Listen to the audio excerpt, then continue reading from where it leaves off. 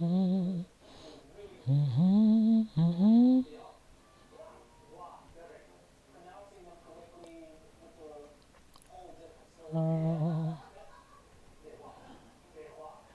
we go. Why does it look so terrible? Why do you look so terrible?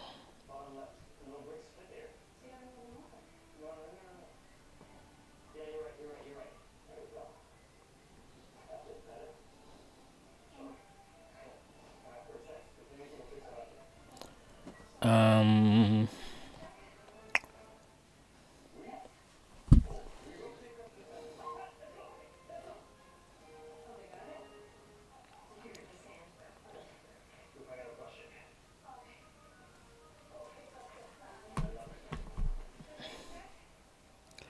what's going on here?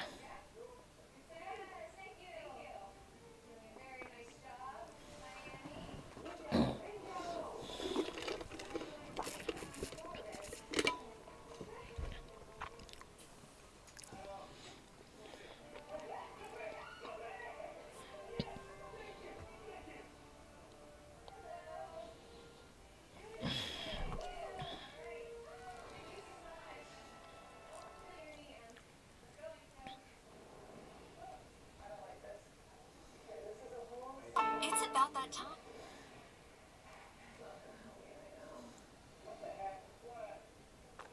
Okay. Okay, I'm seeing it now. That's what happens when you don't stream for a while.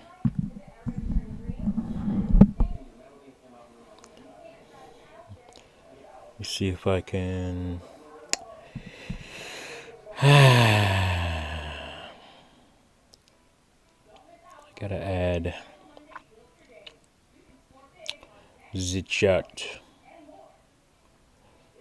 I gotta add the chat.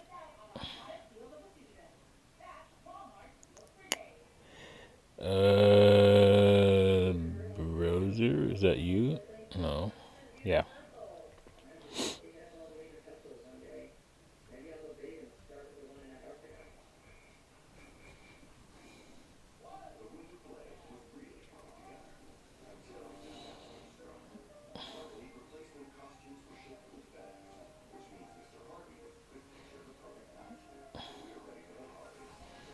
Check, check. 1 2 1 2.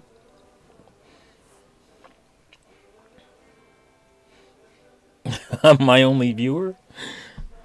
That's sad. All right. um.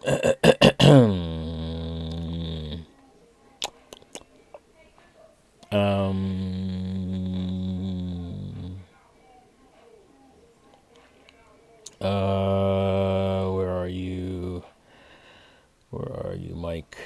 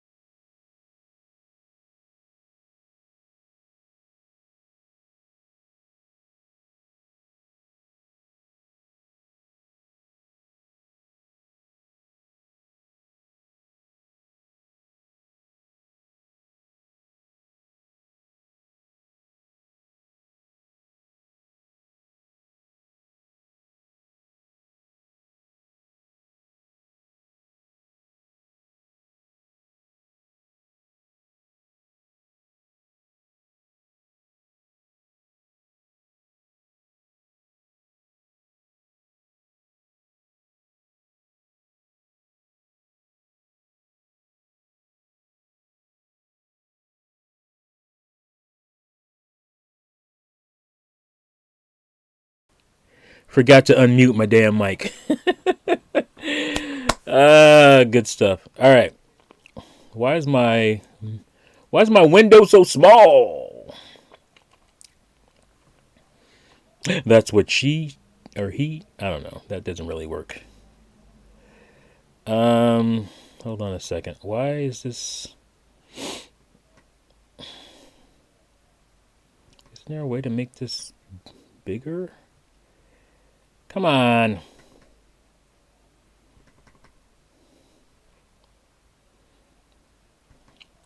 All right. Can I can't see a dang thing. Hey, give me a second. I need to move my light so I can actually see my keyboard here.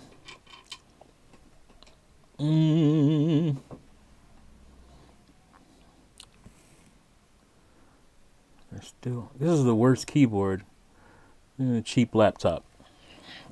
Hold on a second. No small windows in this house, says Retro Death. What's up, Retro Death? Matthew Shea thought my volume was down, maxed it. Oh, my bad. Sorry about that. It was working, but I forgot that I muted myself to do something. Give me a second here. All right, where is... Things are so hard to see.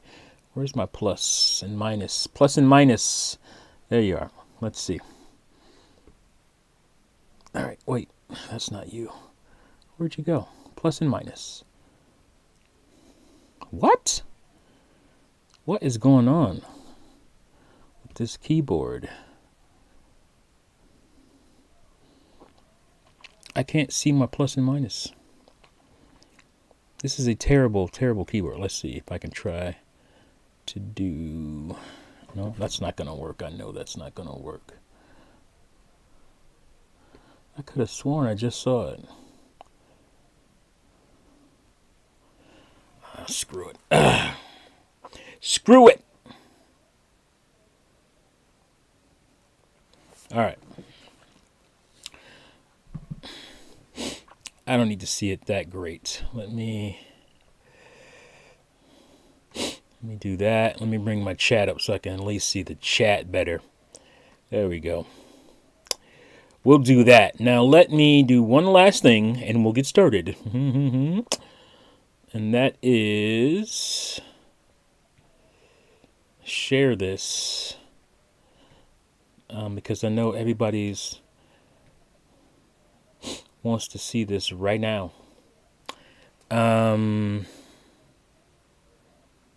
Where's my share button? I'll just do it on my phone. Much easier. All right.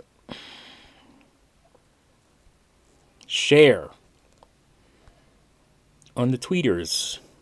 What is that noise? I keep hearing this noise.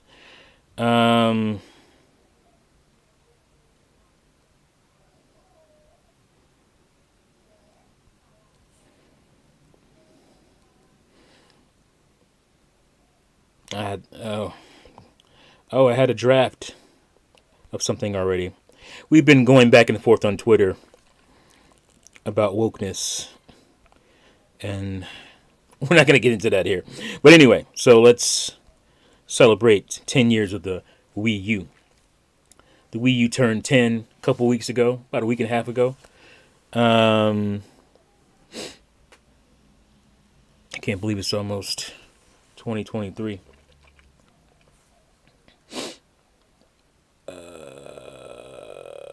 Okay. All right. Let's put that away. Matthew Shea, Wii U 10 years strong. Just replaced my gamepad screen and can play it again. What happened to your gamepad screen, bro? Did it stop working? I gotta get some love. My hands are super dry. My job makes my hands very dry. I know that seems can be misconstrued as other things, but no. Oh, cracked. Oh man, would you drop it? Drop it. I've dropped 3 things recently. I dropped my new Switch OLED. Luckily, it was still in during move. During a move. Yeah, that'll do it. I dropped my new Switch OLED. What do you call it? Tablet. Luckily, it was still in the bubble wrap thing, but it still chipped a little bit of paint, which I don't like. It really drives me crazy, even though you can barely see it. But it's fine. I dropped my I dropped my I dropped my Switch Pro, which is just a joke. What's it called? The Steam Deck. Dropped that. I've dropped it in its case before, but I dropped it out of the case. Luckily onto carpet, but still kind of sucks. But anyway, we're not here to talk about that. We're here to talk about the Wii U. The console that basically started my YouTube channel. I was a viewer of many channels at the time. What's up, Jarion? And I just got motivated to making my own channel, which is something I was going to do anyway. But my angle became Nintendo and Nintendo videos. There was a plan for me and my college friends who graduated film school.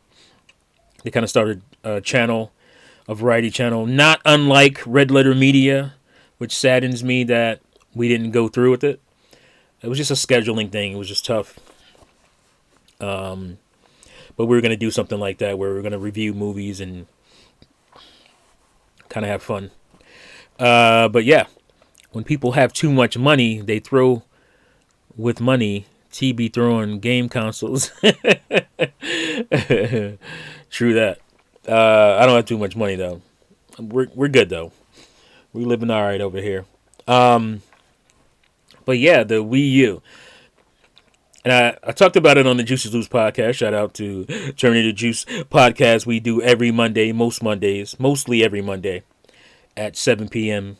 Eastern Standard Time.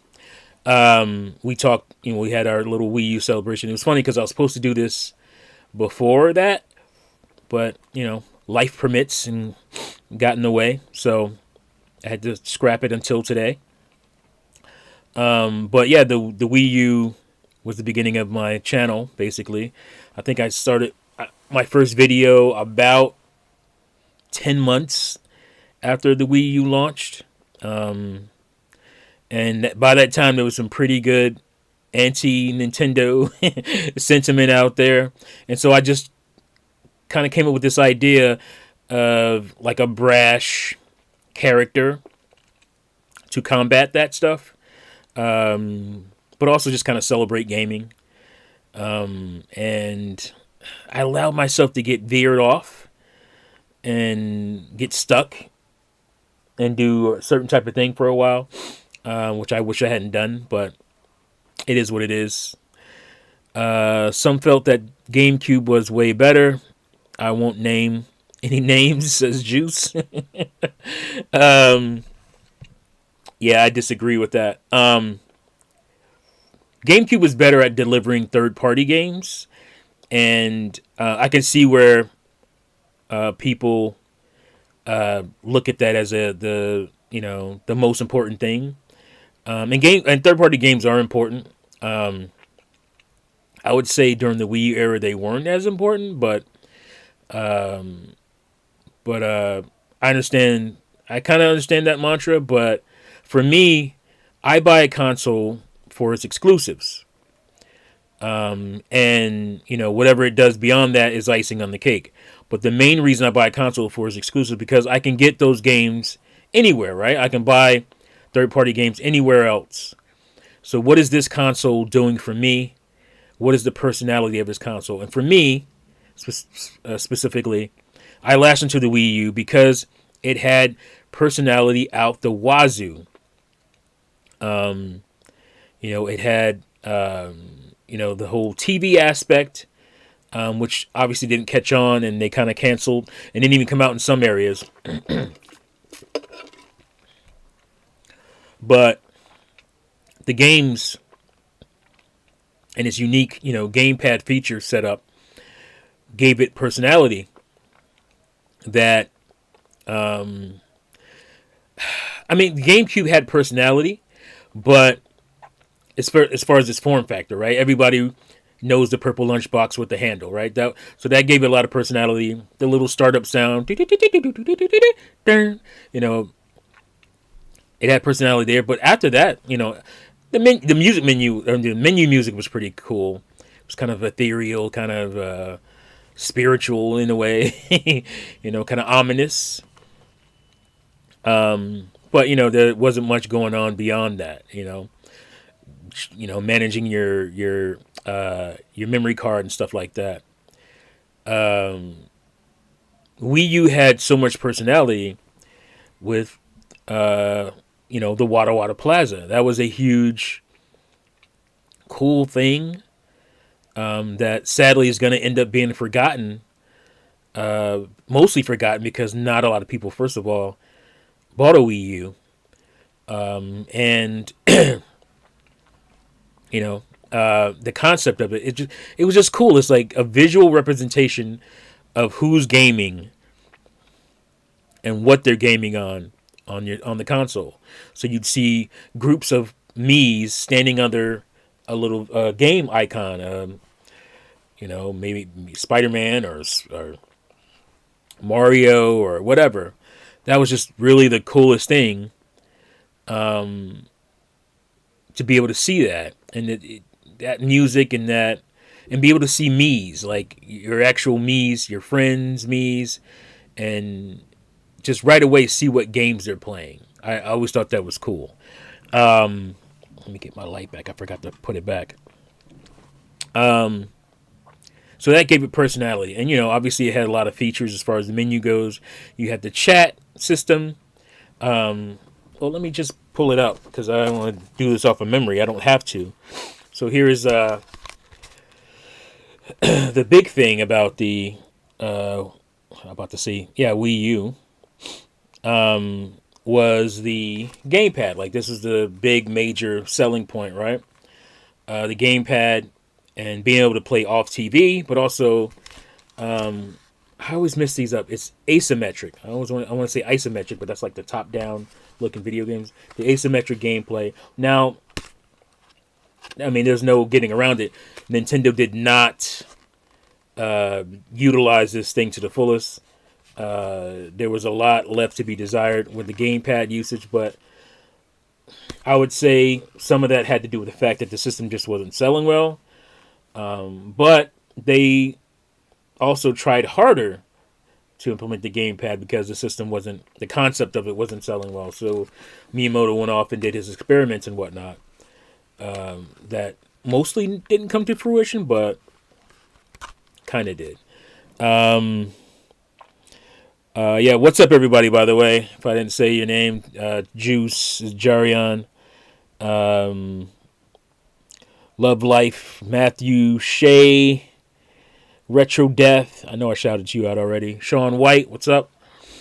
Mario Odyssey was originally a Wii U game, but that was when before Nintendo realized the Wii U just wasn't gonna cut it. They had to move on.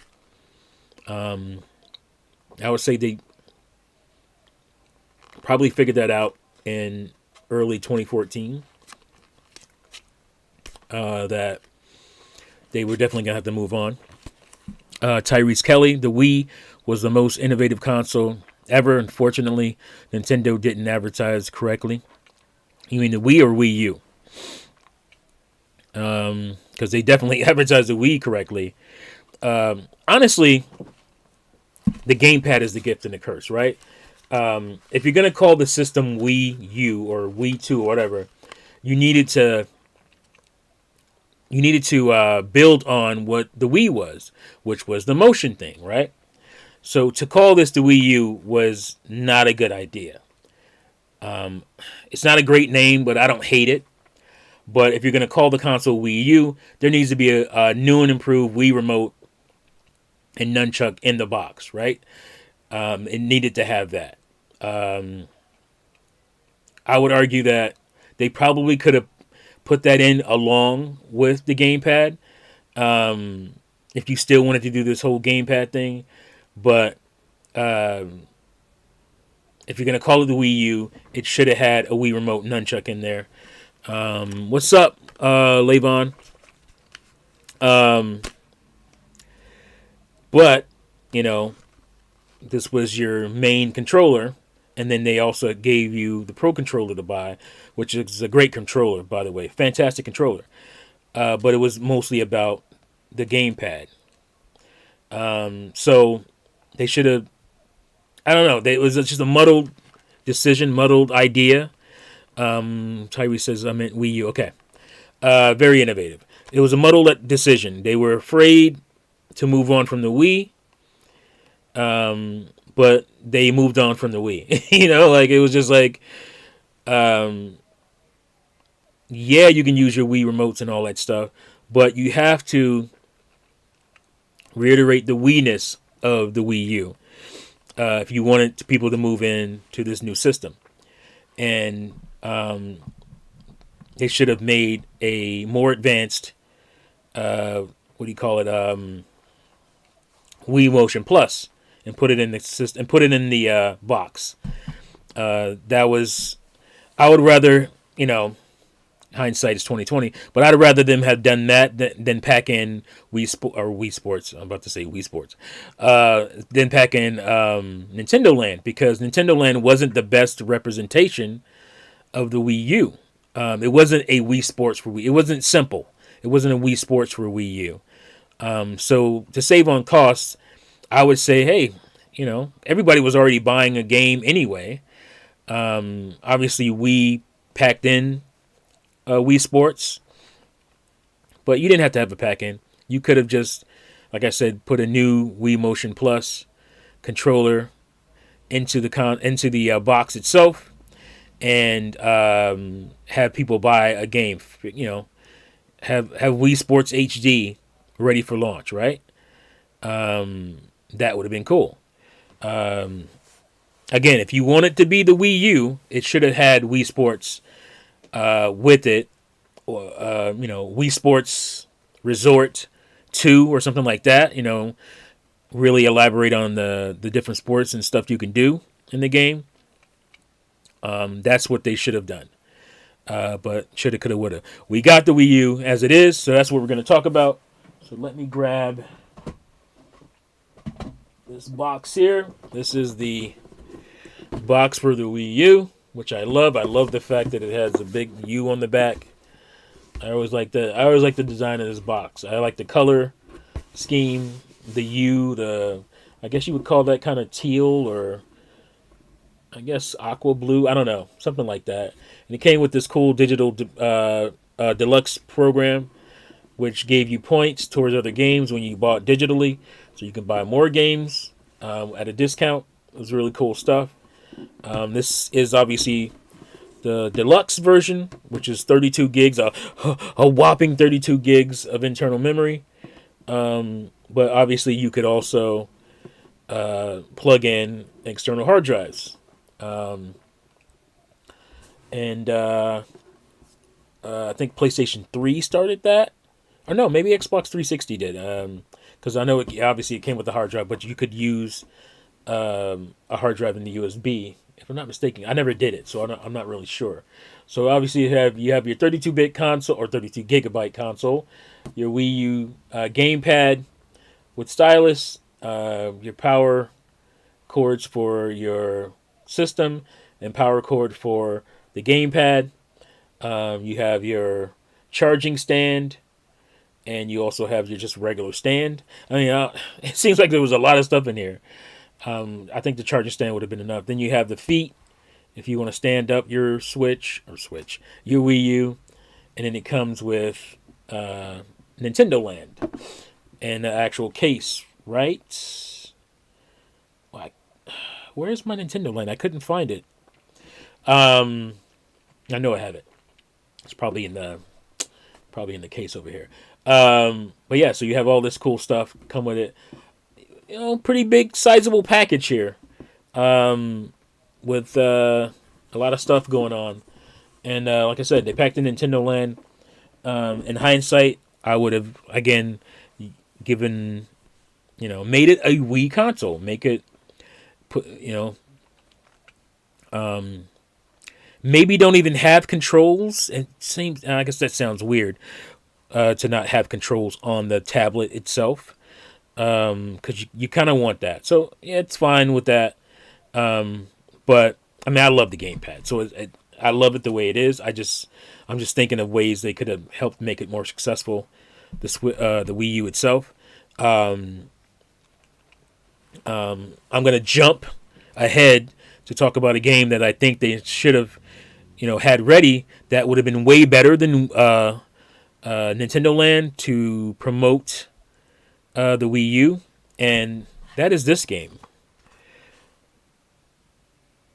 Super Mario Maker. Super Mario Maker would have been, in my estimates, would have been the Wii Sports for Wii U, because it is a beautiful representation of how to use the gamepad, and this game was really popular on Wii U, not as much on Switch, and I think that's because of the gamepad. It was so intuitive. Pull out your gamepad, pull out your stylus, and just draw your levels in. And people were really excited about that. I can make my own Mario game. And the use of the Amiibos was great. We'll talk about Amiibos later. But yeah, it was just way super intuitive to get people to be like, oh, that's how the gamepad is cool. So if they would have had something like Super Mario Maker instead of New Super Mario Brothers Deluxe, a New Super Mario Brothers U, not me saying Deluxe, that's a Switch version, it would have made way more sense. But let's talk about my experience. So I talked about it a little bit on Juice's podcast, but it was a weird feeling, and I only had that feeling before once with a launch of a Nintendo console, and that was the GameCube. And oddly enough, those feelings were correct both times. The excitement wasn't there. Unfortunately for GameCube, it had somewhat to do, I think a lot to do, with September 11th. Some of you may not remember, but yeah, that's when the GameCube and the Xbox launched. A couple months after the attacks, and the mood around the country, around the world, was very different. We tried to move on and have fun, but I think most people were just 24/7 watching news, because we were all frightened. It was a weird time, So, I think, obviously Sony got a head start because they were out in 2000. So they had a full year of prosperity before that happened. But I think that situation definitely hurt GameCube and Xbox.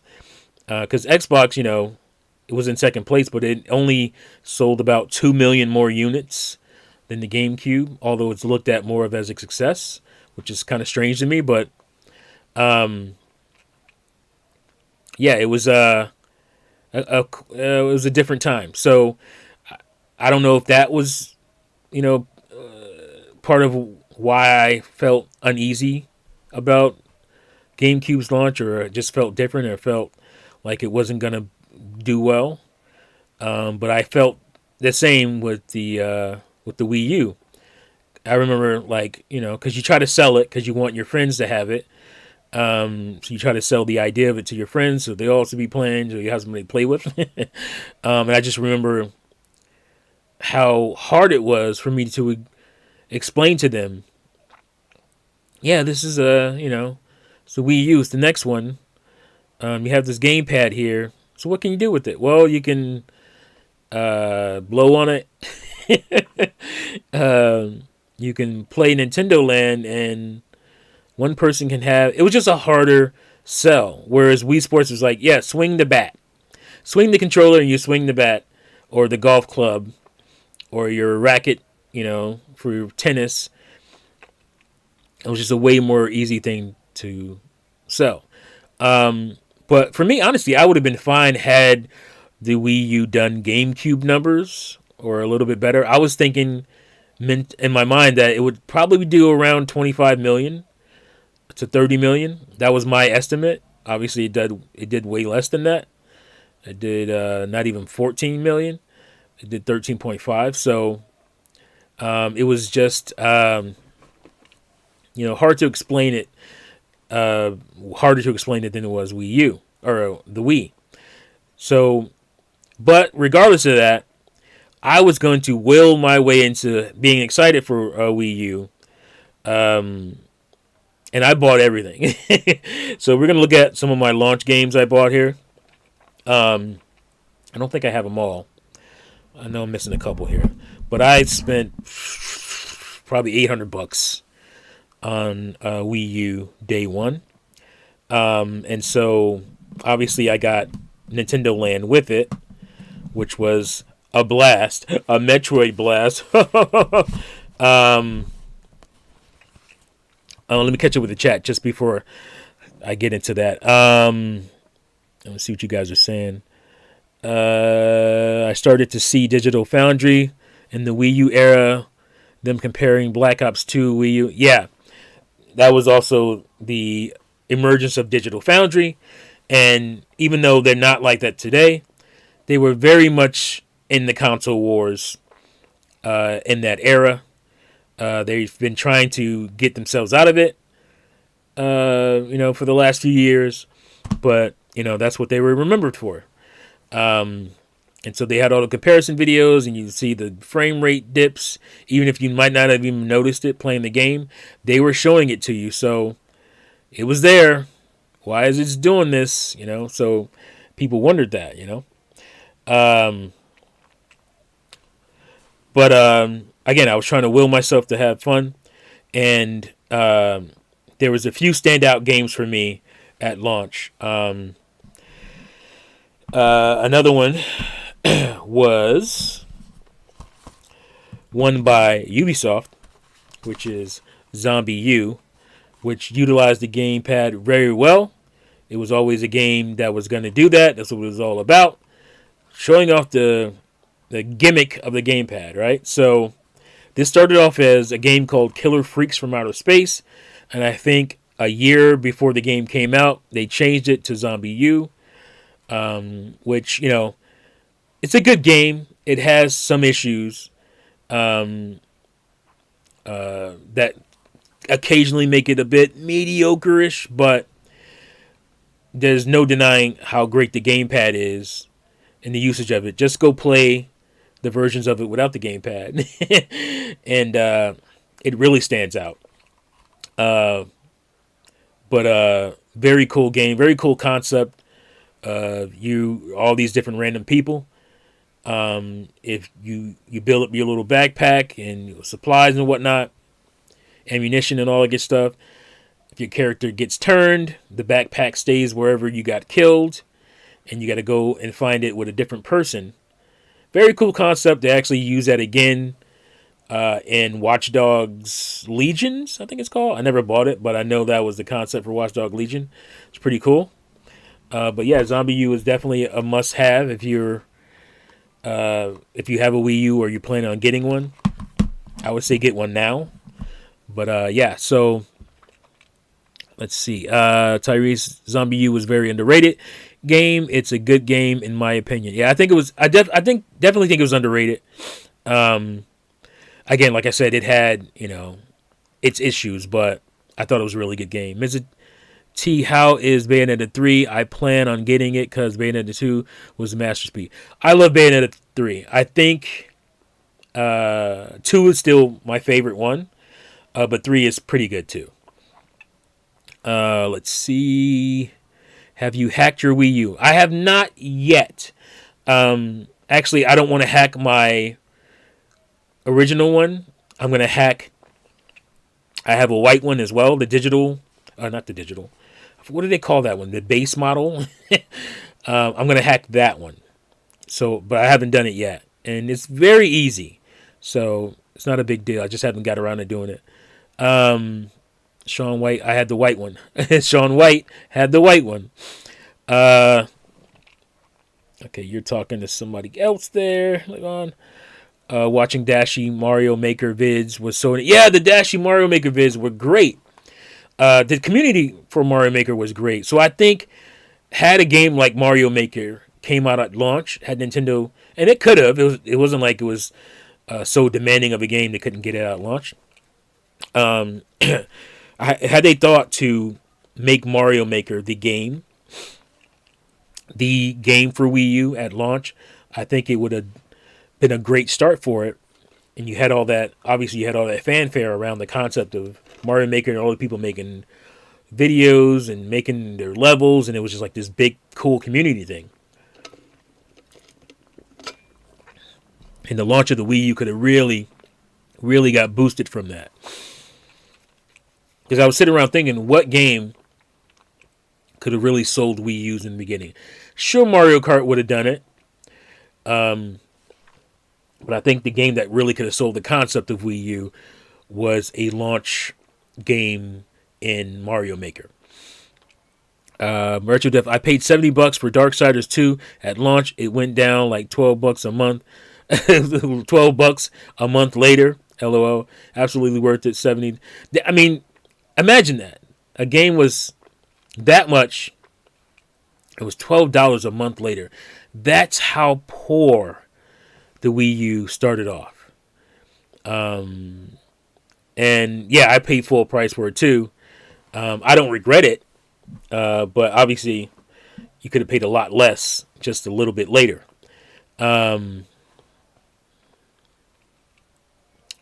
Tyrese Kelly, I love ARMS for... We're talking about Switch. We're talking about Switch. We're talking about Wii U, Tyrese. But yeah, ARMS is a great game. It was a great launch title, or launch window title for Switch.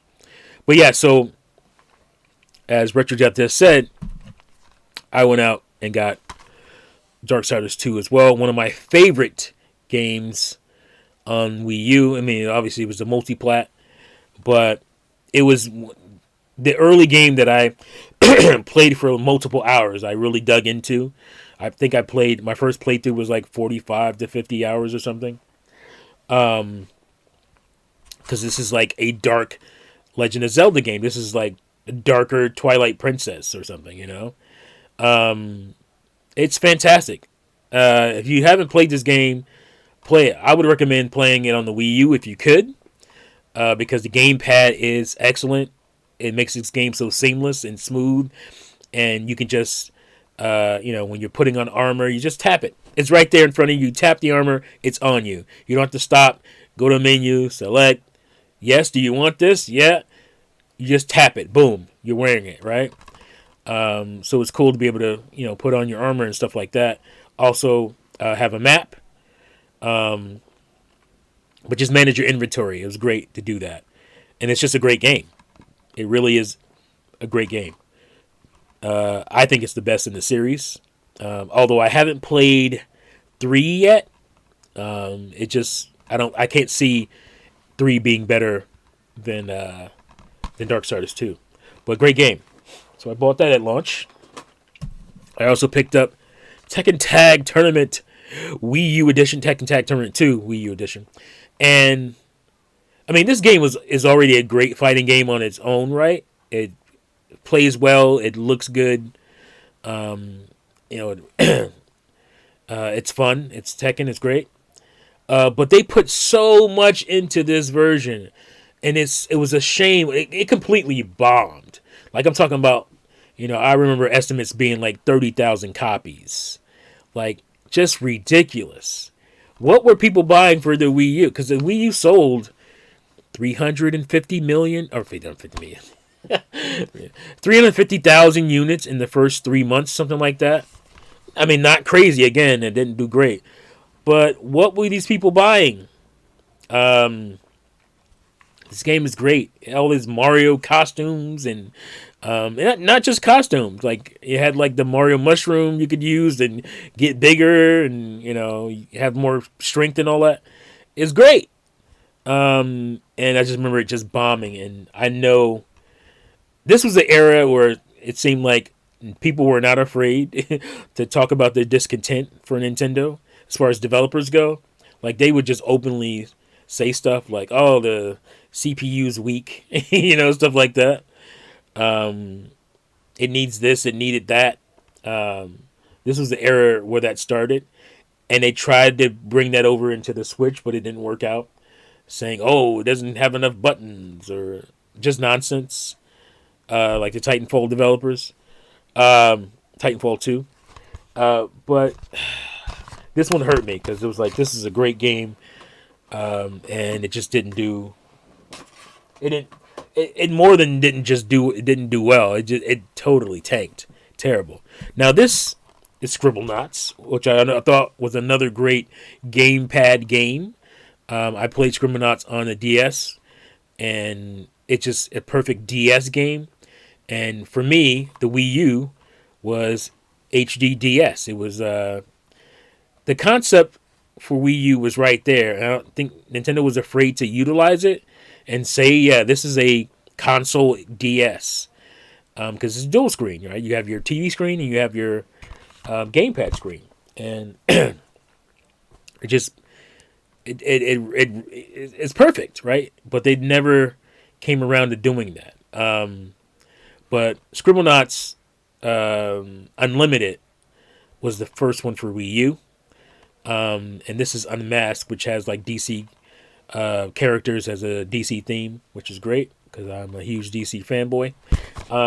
Yeah, it's great. Scribblenauts, it's you basically are typing things to instantiate them into the world. You're creating just crazy devices and vehicles and all kinds of stuff. So it's pretty cool.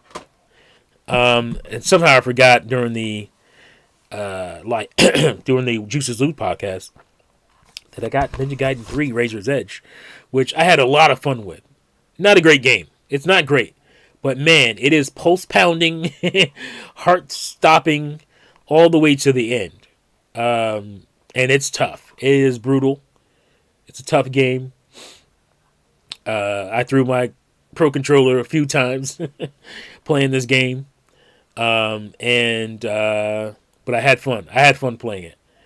I never got into there's multiplayer in this. I never played that, I don't think. Or at least I didn't play it much. But this is, Ninja Gaiden 3 had already come out on 360 PS3. PC probably. But this was a different version. This was like a director's cut. That was specifically, exclusively for a Wii U. And it eventually came out on the other consoles. After some port begging, but yeah, I like it. I think it's really good. It can be really good at times, but it can be frustrating and not great at times too. So, if I was to give it a score, I'd probably give it like a 6.57. It's good. It's okay. Good to okay. And I had held off, from buying Mass Effect because I had heard so much about the disappointed ending and all that, so I never got around to it. So I first got it. I don't know why I did this on Wii U, Mass Effect 3, which was stupid because it couldn't link up to the other versions. I don't know. I was in Wii U. Like I said, I was trying to make myself super happy and excited for Wii U. So I bought a bunch of stuff. And again, you know what Mass Effect 3 is. It is what it is. It's mostly a good game. It just has like the disappointing ending because it was building up through these 3 games. And I think, they patched it and reworked the ending or whatnot to make it better. But I don't know if this version got that. I don't think it did. Wii U games rarely got the DLC and all that kind of stuff. So they were gimped ports. And I believe Black Ops 2 was a launch game, yes? I'm going to cheat here. I'm pretty sure it was. Yeah, 2012. So, this is the last Black Ops or Call of Duty game I really bought. Excuse me. I'm not a Call of Duty fan. Again, I was just in Wii U excitement mode. I was trying to buy games, and I just bought a Call of Duty. I actually did like this. I like the campaign in this a lot, and I used to play online a lot. So, but I'm not like into Call of Duty like a lot of people are. So, I don't really know where I stand on that. But I had fun playing zombies, and like I said, the campaign and the online multiplayer was good. I started getting used to some of those maps. And there was no way I was not going to buy, Super Mario Brothers U, new Super Mario Brothers U. And this is it's probably my favorite of the new Super Mario Brothers games. DS is probably nostalgia for me, so it's hard for me to beat New Super Mario Brothers on the DS. But it's probably more nostalgia than actually I like the game better than this one. I think I like this one better because it felt more like a cohesive. Like this could have been, instead of New Super Mario Brothers, it could have been like Super Mario Brothers 4. This could have been that Super Mario Brothers 5 or whatever they want to call it because of World. And I wish it had been that, but it definitely is a new Super Mario Brothers game. But I think they did that because they wanted the whole multiplayer, couch multiplayer aspect of it, to help it sell again. And that didn't really work out. Although the game did sell well. I think it sold 4 to 5 million copies, so it did do well. And it wasn't a pack-in game. So that's why I said Nintendo could have, did a non-pack-in game for the Wii U. And it still would have been successful. So yeah, that was mostly. I know I'm forgetting some game. Oh, I bought. Oh yeah, I can't believe I bought Madden. For Wii U. What was it? Madden. Was it 13? I think it was Madden 13. And I bought 2K13. So I did get both of those games. And I actually had a whole lot of fun with 2K13. Played that a lot. I probably had like 200 hours in that. Madden, not so much. But like I said, I was trying to be the good consumer, support those third-party games on Nintendo, because a lot of the haters were saying Nintendo fans don't buy third-party games, even though that's not why I was buying them. To some degree, some of the games I bought that I probably wouldn't have bought because I wanted to support third parties on a Nintendo console. But they quickly dried up and ran away after the abysmal launch of the Wii U. And so we get into the 2013, which is the beginning of the oof. That was a tough year. At least the beginning of it was pretty tough. Notable games in that era were Need for Speed Most Wanted U, which is very cool concept, very cool features with the gamepad and all that stuff. But the control in this game is whackness. Like you never get full control of your car. You never feel it like the controls were just kind of loose. I think there was some kind of programming issue or something's not right. And I haven't played in the other versions. Maybe I need to do that to see. But yeah, it was just tough. And I remember, this was after everybody saw the writing on the wall, but people were just, losing all kinds of money because the games were just bombing on Wii U. EA felt that. And so I think they were like, this game isn't going to do well. It's already made. We got to put it out. maybe if we drop it down to $30, brand new $30, this game was, if you signed up for what's EA's thing called?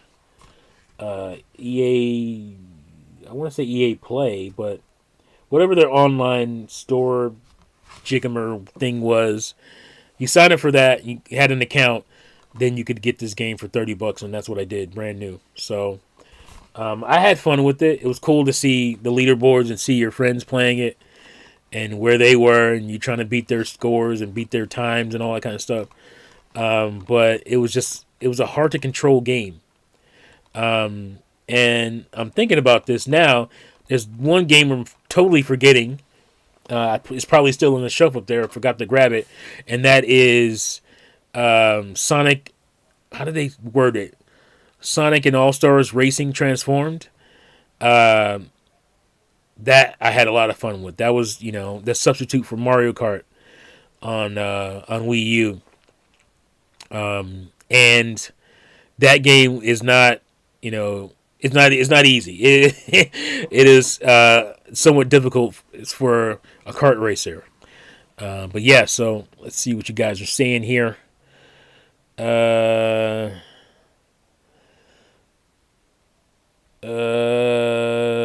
Let's see. Visor Grunt. One thing I did like about Wii U is the fact that you could connect a YouTube account and send Mario Kart 8. Yes, I was going to get into that. Smash Highlights Switch should have done this too. Yeah, I agree. And I'll talk about that in a minute, Visor. Let's see. I love ARMS for Nintendo Switch. Read that already. T, a true man of culture. I'm guessing he's talking about Darksiders. I think Retro Death is the only other person I know that loves Darksiders as much as I do, and we fanboy over it. It's a really good game, and if you haven't played it, man, it's on Switch. Again, I prefer the Wii U version because of the gamepad, but it's just a great game. You should play. I'm sure it's cheap at this point. Love Life. Once Nintendo get away from the Switch, do you think a Super Nintendo 2 would be a good idea? I don't know. Because I'm guessing that would entail them getting away from the hybrid thing. I'm not sure that's a good idea. I think the hybrid thing is a good thing for Nintendo, but who knows what they'll do, right? You think just calling it Super Nintendo? What do you call it? Super Nintendo 2. Just giving it that name isn't going to be good enough. I mean, that was a different time. For it to be the Super Nintendo 2, it has to be a powerful console. It has to be close to or on par with Xbox Series X and PS5, because multiplats, right? That was the thing about the Super Nintendo, is that it got multiplats, shared multiplats with the Sega Genesis. And a lot of times you're just comparing which was better, right? Which version was better. There's a great channel on YouTube, which I love, and it's not serious, but it's Console Wars, and it's the guys. One guy's for Sega, one guy's for Nintendo or Super Nintendo, and they just they compare the multiplats, and see go through and find the merits of each and see which wins at the end for points. So that was a thing about the Super Nintendo that made it the Super Nintendo. Obviously, it also had some great exclusive RPGs, which I don't see that happening. It was just different time. So I don't think it's going to get great exclusive RPGs other than the ones that Nintendo makes, like Monolith Soft and stuff. So where I understand, I like the concept, the idea of a Super Nintendo 2. I don't think naming it that is going to do much for it, especially if it's not a powerful console. It has to be powerful so it can get the multiplats, and then you can compare and all that stuff. Obviously, Nintendo's going to do their own thing with their first-party stuff, but it has to get the multiplats too. So let's see. What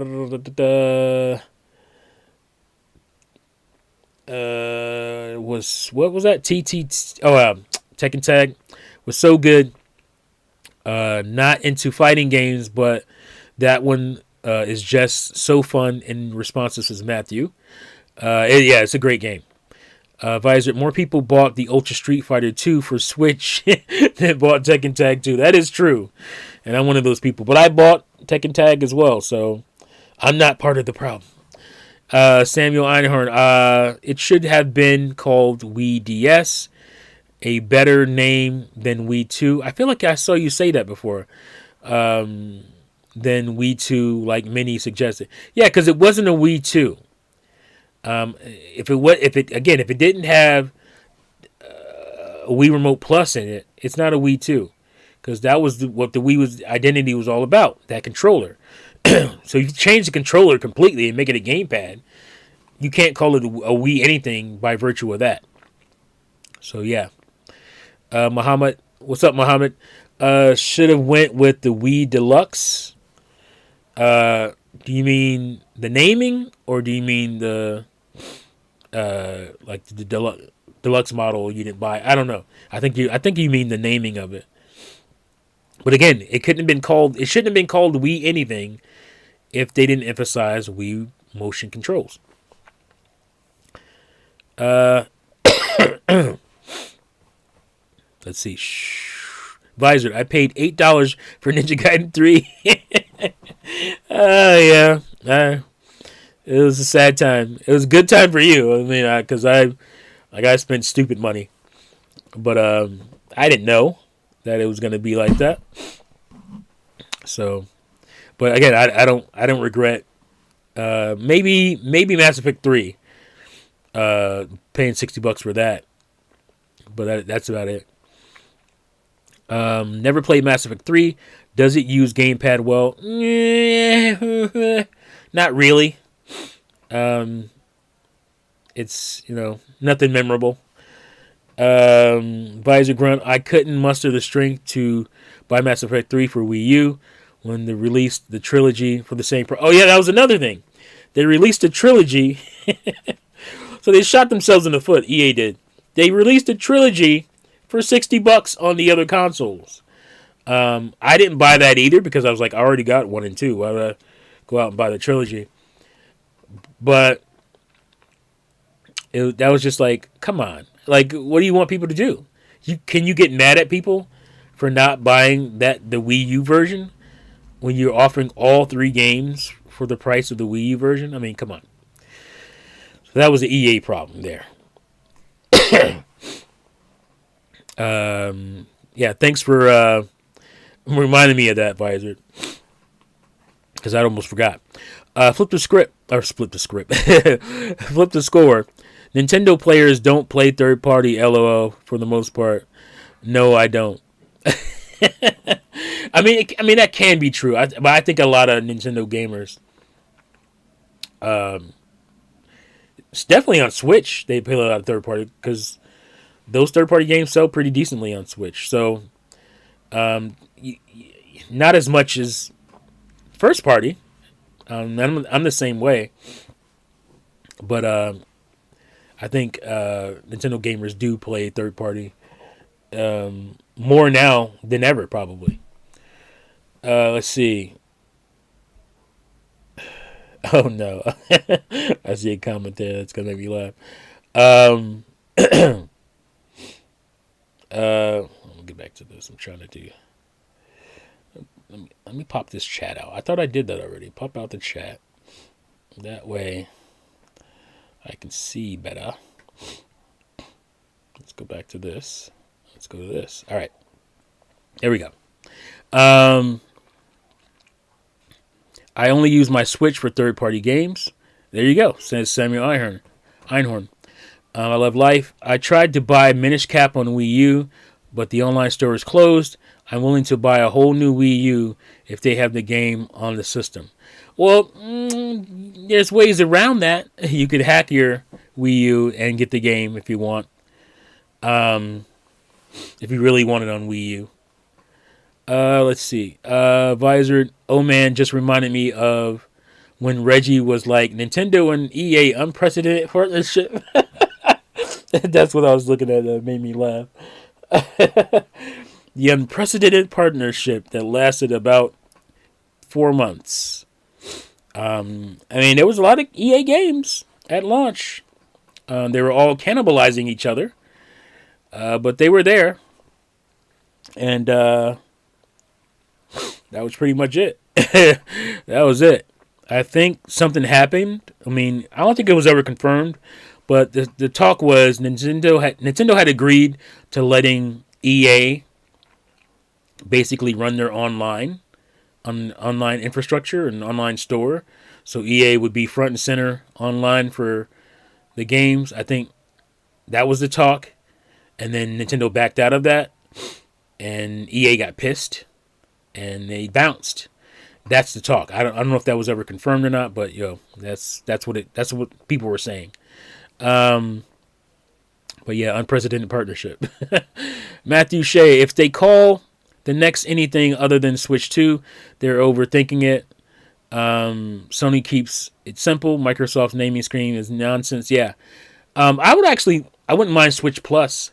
Like Switch with the little plus logo next to it. I think that'd be pretty cool.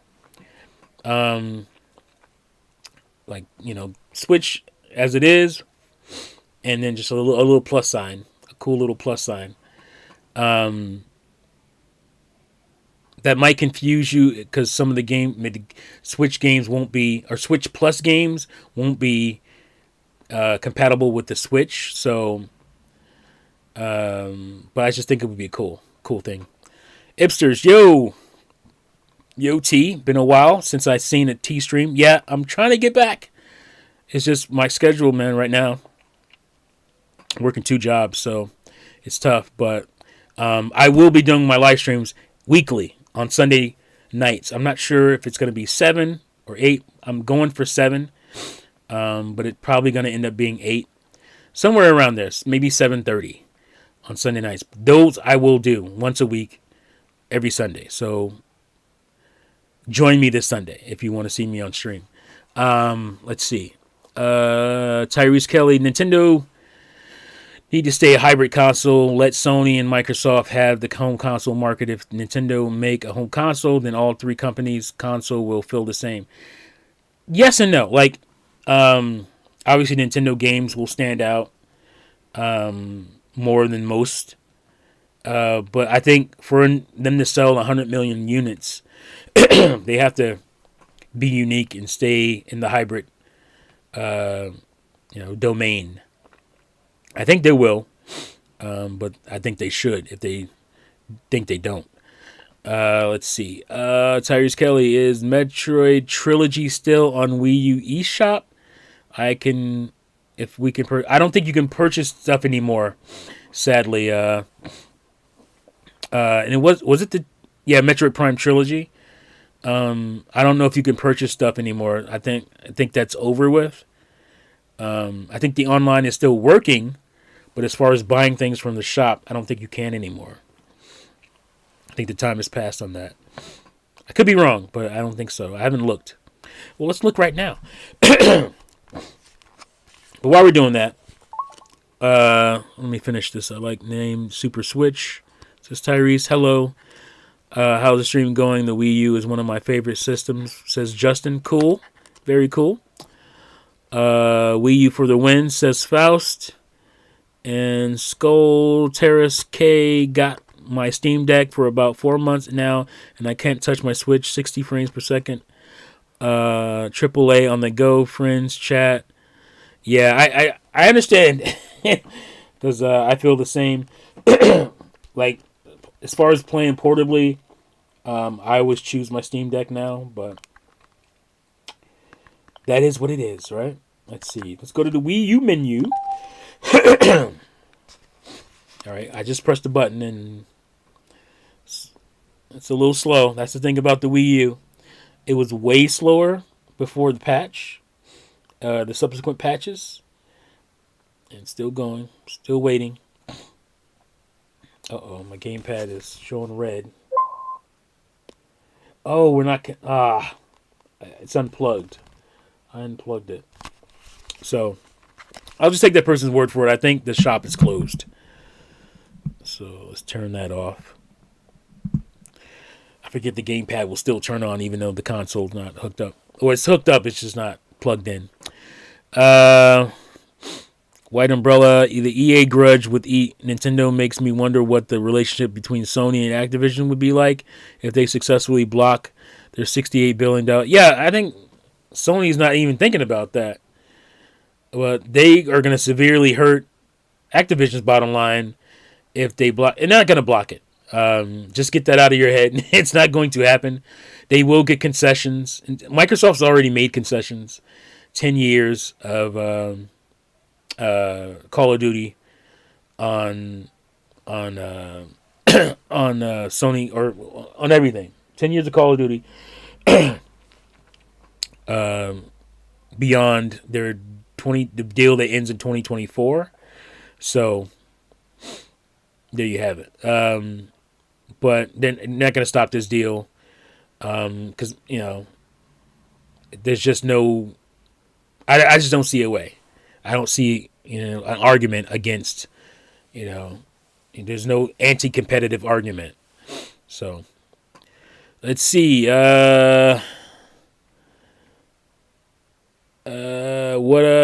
What up, T? Says C4 Platinum. How the hell you set a YouTube reminder and subscribed and still don't get a notification? The show you want to see is live, but get a full feed of bullcrap. YouTube is what it is, my man. Like, it's broken in many ways. It favors bullcrap, as you put it, and it's unfortunate because I see a lot of people with some good channels and content that just are not getting any traction whatsoever. And I'm not even talking about myself because I think I don't put as much effort into my channel as I used to, and I'm not as on schedule. But I see some people with some really good channels, really good production value. They get no traction. But anyway, all right. So we move into 2013 summer-ish. Actually, spring. And it got one of my favorite games on the system. And one of my favorite games ever. And that is Lego City Undercover. Fantastic game. Really long load times. I don't know why. I'm talking like over a minute load times. Egregious. But you're not loading all that much. You're loading sometimes when you go into buildings and stuff like that. You're starting missions and whatnot. But fantastic open world game. It's just it's a lighthearted GTA. But you play a cop, so I guess it's more like what's that cop game? Open world game. True Crime. It's like a Lego True Crime, and it's great, funny, cool, memorable characters, and great world. It's a great game. Obviously, it's also on Switch, but playing this with the gamepad, doing the detective stuff, all that with the gamepad was great for me. I played it on Switch too. I have it. It's just not as cool. It's not as fun. Not as intuitive. That's the best word. So yeah, it sucks. True Crime was huge and empty. All right, I don't mean that part of True Crime. I mean just to being a cop and being in an open world. But Lego City is funny. It's quirky. Doesn't take itself seriously like True Crime did. But great game. Obviously, get it on Wii U if you can, if you're a Wii U owner. But the Switch version is also very cool, or any of the other consoles that it's on. Tyrese Kelly, Nintendo make the best exclusives. Sony makes a good. Sony exclusives are good, but their games have too many cutscenes. I feel like I'm watching a movie when I play Sony game. Yeah, I mean, Sony has the brooding sad dad games, brooding over the shoulder third person action adventure games. They're very similar that way. but the quality is top notch. Top notch. So, but yeah, they're more cinematic and stuff. Obviously, let me move these out of the way too. All right. So later in that year, we got the game. It's probably one of the first games we saw for Wii U, if I'm not mistaken. At least we didn't know what it was. But that is Game and Wario. And it's okay. It's a fun little distraction. I remember the whole using the ninja stars and hitting the trees. That little kind of demo area in the E3. That's in this game. So you got stuff like this. I remember this game distinctively because I pre-ordered it, went to pick it up, and it was open at GameStop. And that was a GameStop thing that they don't really do anymore, I don't think. They would open them up, take the disc out, put it in a sleeve, a disc sleeve, and put it in the drawer. I don't know why they did that. It would piss me off as a collector not being able to open my own damn game. So I stopped. This is the last game I bought at GameStop for years because I was so pissed off. And it's like, oh no, it's still new. Nobody's played it. Well, it's like, I can't come in here with a game that's open and say, oh, sorry, it's new. I haven't played it. So how can you do that to me? Because I was really pissed about that.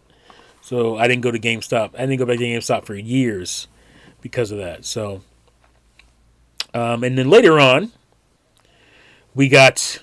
I'm not doing this in order because I don't remember exactly. I'm just remembering like the first year and whatnot in order, somewhat.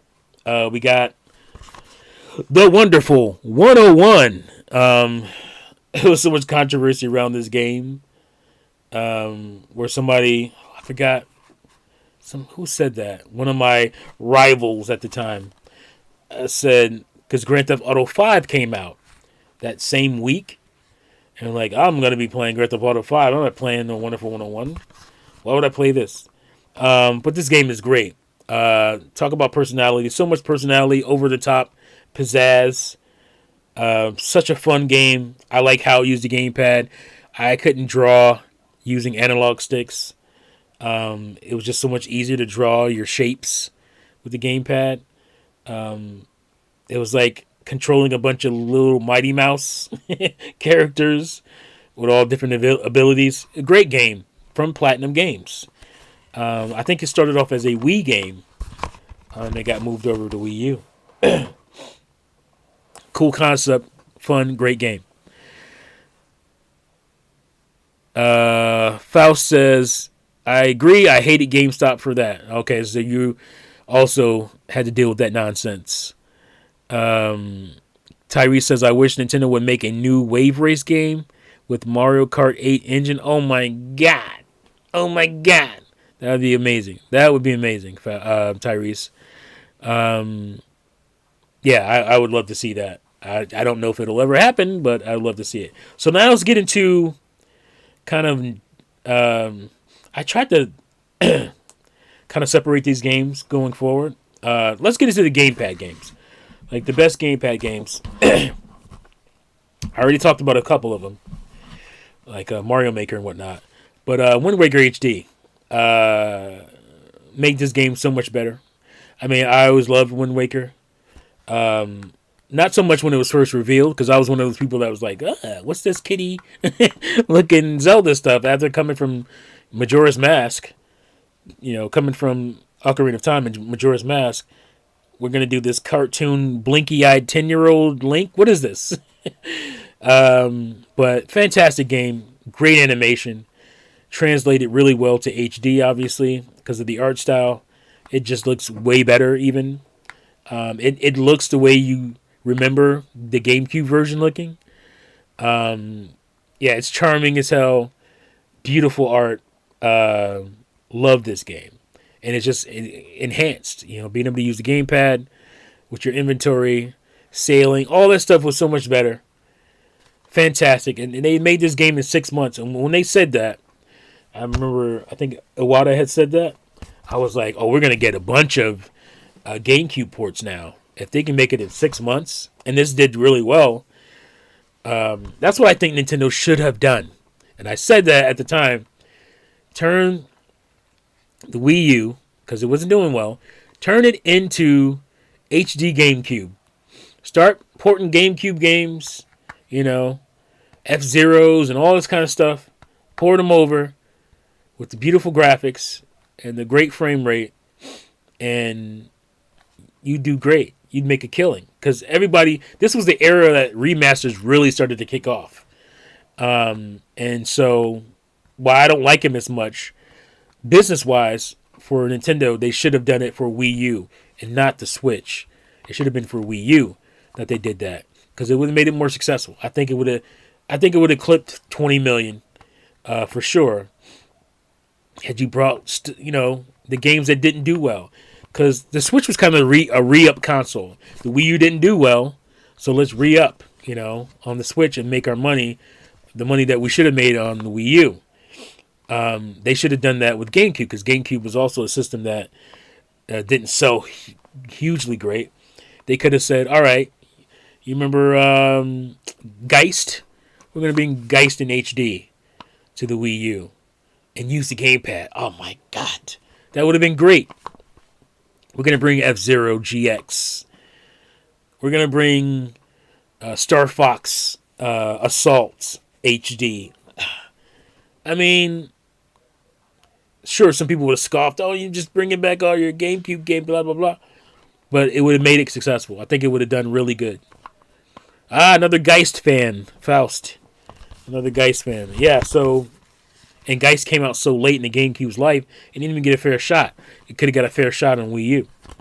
It would have been very new. It would have been a new game to a lot of people. Nobody played Geist. So that would have been a new game. Chibi Robo. HD. No brainer, right? You could have sold Pikmin again with the new play control on Wii U. So we could have HD Pikmin games leading up to HD. Tyrese Kelly F-Zero X is also my favorite. I'm slightly more of an X fan than I am GX. But I love GX as well. But yeah, bring over GameCube games, obscure ones. They renewed the what do you call it? A patent copyright for oh my God, what is it called? Eternal Darkness. They re-upped that, and people got really excited.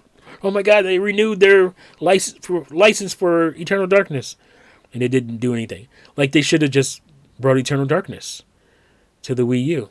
That would have been huge. People would have loved that. Again, a lot of people didn't play that. That it would have been a great game for the Wii U. So they could have, I would have called it the GameCube 10 or something, and just picked 10 GameCube greats to bring over to Wii U. And that would have been great. That would have been a nice selling point. All right, speaking of GameCube games, we have Twilight Princess HD, which came out in 2016 with a cool amiibo, the Wolf Link amiibo that actually worked in Breath of the Wild. If you don't know, you could play as Wolf Link, or you could add a Wolf Link to fight alongside you, which is kind of weird because you're already Link and then you have Wolf Link next to you, if you think about it too hard. But this is the GameCube version, because the Wii version actually flopped the world because of the Wii Remote Nunchuck, the motion controls. That's a GIF. So they brought basically the HD GameCube version, updated the textures. If you look at a lot of stuff is leading to Breath of the Wild in the textures, especially in like the courtyard of Hyrule Castle. So very cool that they linked those games together with that. But Twilight Princess isn't my favorite. I like the dungeons in Twilight Princess a lot, and the boss fights, but the world itself, the story itself, not as much. Although I do like Midna. Who doesn't like Midna? Especially true form Midna. Bae. She's Bae. People still use that. I'm old. But yeah, Twilight Princess HD was great. And here's my favorite game that used the gamepad. Deus Ex Human Revolution Director's Cut. the gamepad usage in this game so good, and the Miiverse integration as well, which I'm going to talk about Miiverse right after this. Um, it utilized it so well that it was like, why? How are you guys doing this? And Nintendo's not. I mean, they went so in. You could leave clues for your friends who played, the campaign, not like online, but you can go on, basically use Miiverse and go online and you use clues, leave voice messages, little voice clips. That's crazy to me. Using your gamepad, you're talking to your gamepad and you leave a voice clip and give somebody a hint. Hey, there's something in that drawer, or hey, there's a boss battle around the corner. It was so cool, man. The stuff that you can do. Go look it up. How this game utilized the gamepad. Fantastic. There's little digital newspapers all over the place, and it's way easier to read them looking at your gamepad than trying to look at them on the screen. Fantastic use of the gamepad, and it's just a great game. Deus Ex Human Revolution is a great game. Another game that also used the gamepad really well. This is probably my second favorite use of the gamepad, and then Darksiders 3 being my third. Is Splinter Cell Blacklist. Ubisoft really hated on Nintendo for this game, saying about the sales and whatnot, but Blacklist didn't sell well on any console. Why, I don't know. This version actually doesn't have Michael Ironside as Sam Fisher, so that was a little jarring for a lot of people. I think this is the first game to do that. But I think this is a really good Splinter Cell game. As a longtime fan, it was a little bit more actiony, but it didn't have to be. You could still do your stealth thing all the way through the game. But again, utilization of your gadgets in the gamepad, fantastic. It was the stuff I dreamed about when they first showed me the gamepad, and they talked about these core games using it. Very good usage. All right, so another thing that made the Switch, another thing that made the Wii U, have personality was Miiverse. Miiverse was huge for the connectivity, the connection I had with my Wii U. Miiverse, if you don't know, is a platform where you could leave messages about games. You could talk about them. You could leave hints. People could ask you questions. How do I get past this part in this game? You answer them. It was an online message board for specific games and communities of games, and it's just great. I don't know why Nintendo left it alone. I don't know if it was logistics of how much it cost to run. I don't know if that was it. It was probably a cost thing. And maybe not only that, maybe just it was tied into Wada Wada Plaza. I don't know. I don't know if it was integral for that. But that also made it fun as well. But I don't think you really need both of them together. It was just like a Twitter, a nice Twitter, a nice community, great community. The Miiverse had a great community. It was very heavily modded, or is that the right word? When people screen the what is it called? Yeah, I think it's modded, right? And so it was very clean and very nice, and everybody was really nice to each other. It was great. It was great to be in a community of gaming and gamers where everybody was nice to each other. That's something we miss today.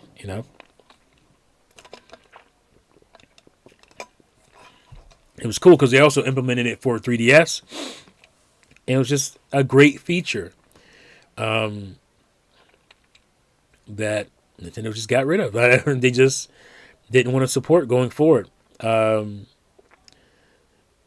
Without having voice chat and stuff, I thought it was it wasn't a substitute, but it was somewhat of a substitute.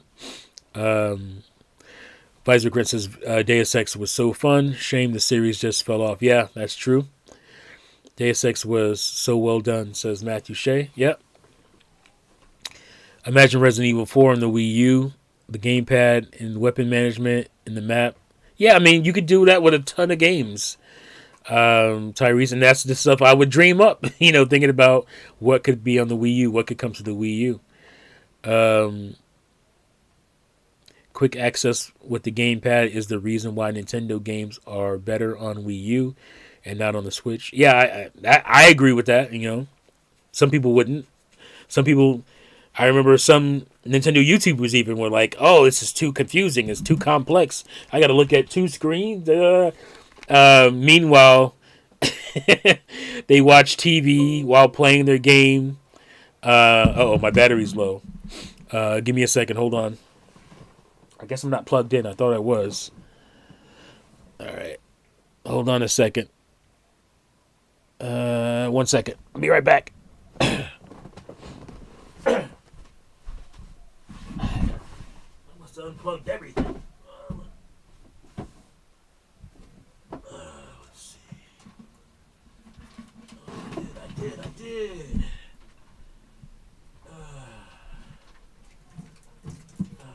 Where is it? There you are. I forgot.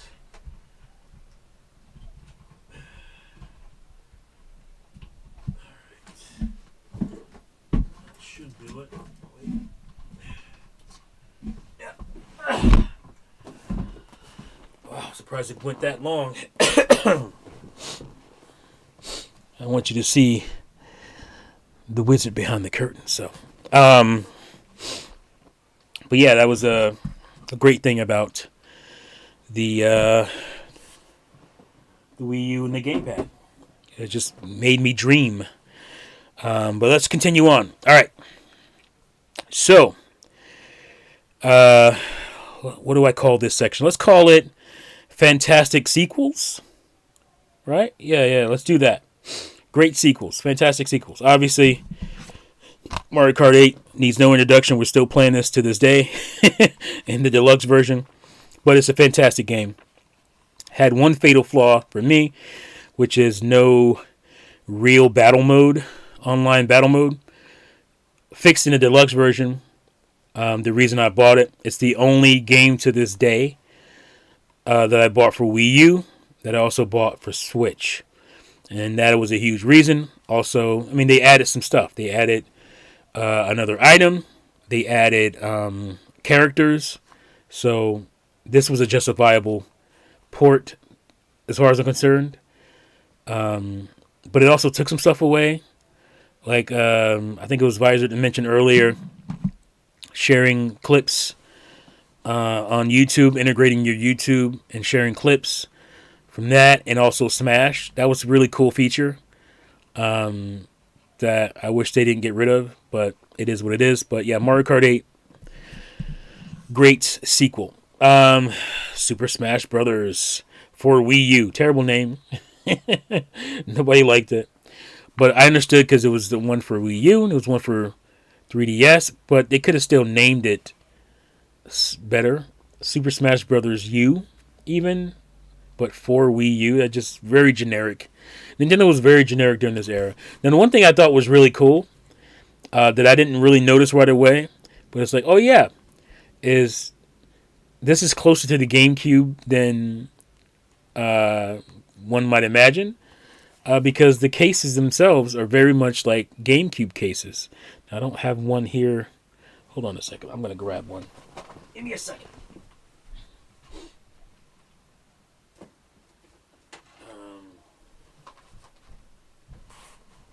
All right.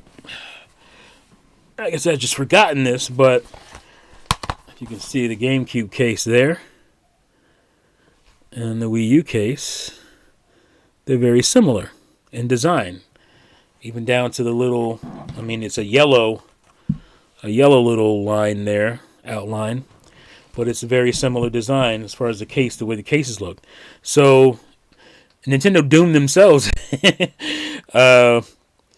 by, trying to make this again look more like a GameCube and remind you of the GameCube. But anyway, Probably my favorite sequel on the Switch, on the Wii U, and that is Pikmin 3. This game is phenomenal. Gorgeous as all get out. Controls beautifully because it allows you to utilize the Wii Remote and Nunchuck and use the gamepad as your map, 3D map. You can see the game itself, and it's just fantastic. And it's just a great game without all that. Just beautiful and plays really well. Looks great. And I love it. My favorite of the Pikmin games. Another fantastic sequel, which is, to me, the best in the trilogy.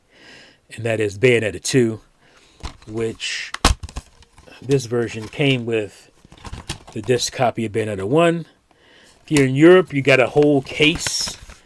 There's another thing about, I'm going to talk about that when I finish this little segment here, is how the European Wii U guys just had it so much better. But yeah, Bayonetta 2 is amazing. And I think it improved in pretty much every way on the first game. And it's just great. Love it. Love it to death. My favorite in the series, as I said. Let's see. No, the fatal flaw was 59 frames per second, says Matthew Shea for Mario Kart 8. That's hilarious. Monster Hunter 3 U had a pretty customizable game. Oh, yeah. Duh. See, I'm not out of sight, out of mind, because mine's a digital copy. I bought mine digitally. Monster Hunter 3 U, or Try U. Let's see. I think Call of Duty Black Ops 2 on Wii U was the best way to play. Gamepad was awesome. Yes. C4 Platinum being able to swap to a Wii remote on the fly had me spoiled. Yes, that was pretty cool. Tyrese, I wish Monster Hunter 4 U got ported to the Wii U.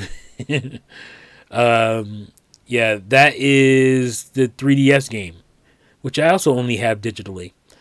Because I bought the Monster Hunter 4 3DS, which came digitally with it. Wii U was the Switch 0.5. It's why Switch has a port of almost every Wii U exclusive. That is true. It does improve on some of them. It improves on Mario Kart 8. It improves on Pokken Tournament because it got all the characters that the Wii U version didn't get because they got abandoned. But yeah. Jay Biggs, what's up? What's up, man? Put the score 3U for 3DS and Wii U was dope. SF can transfer your save file and play either at any time. That was amazing to me, Flip. And that was my first taste of what I basically get out of my Steam Deck. Steam Deck, I can play my game, on the big screen, basically with my PC, or I can also dock it, but, and then when I'm on the go, that same game goes with me. Obviously, it was a little bit more cumbersome because you had to do what do you call it? You had to upload the saves and then download them to the other version. So it was a little bit more cumbersome, but I didn't care because this is so cool that I could play the game portably when I'm away from my Wii U. That was just amazing to me. It's dope. So one of the cool features, early features that led to better things. I would have gotten Call of Duty on Wii U, but I only got digital games, and it pissed me off. They never put it on the eShop. Oh, they didn't? I didn't even know that. Call of Duty wasn't on the eShop. Matthew Shea, Switch Mario Kart 8 could finally do 60 frames. What? Because the 59 point. it dropped down to 59 once in a while. J Biggs, I was just fine with this 59 FPS. Tyrese, switch it, improve on Donkey Kong Tropical Freeze. It runs 1080p 60 frames. The Wii U version runs. Yeah, when I say improve, I don't necessarily mean like resolution or run better. I meant like feature wise, like how does it play? You know, did they add something to it? Because you would expect it to be better in that way, right? Make the better visuals, frame rates, in some cases. But I meant like add stuff to the game, like literally add stuff. And the Card 8 Deluxe gave you all the DLC, so that was another cool thing. Even though I bought it and I got it for cheap on because there was so many cool deals on Wii U. But it's cool that they put all that DLC on a cart, which is a selling point for me. I wish they would do that with Smash. If they re-release Smash and put all the characters, I would totally buy it again. I know a lot of people would, because I would like to have those characters physically on a cart. Call of Duty Ghosts. I guess you guys are talking to each other about something.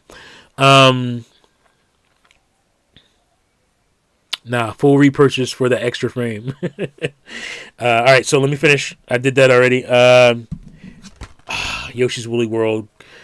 Fantastic. Probably my favorite Yoshi game. I go back and forth with this and obviously Yoshi's Island. But man, this is so good. This is not on Switch. A lesser game in Crafted World, which is such a disappointment. Like I didn't even finish that game. It just sits because it was so unappealing. This is just a way better game. Really good challenge even. And just great. This is a great game. I think this got ported to 3DS. So that's cool. Great sequel. Super Mario 3D World.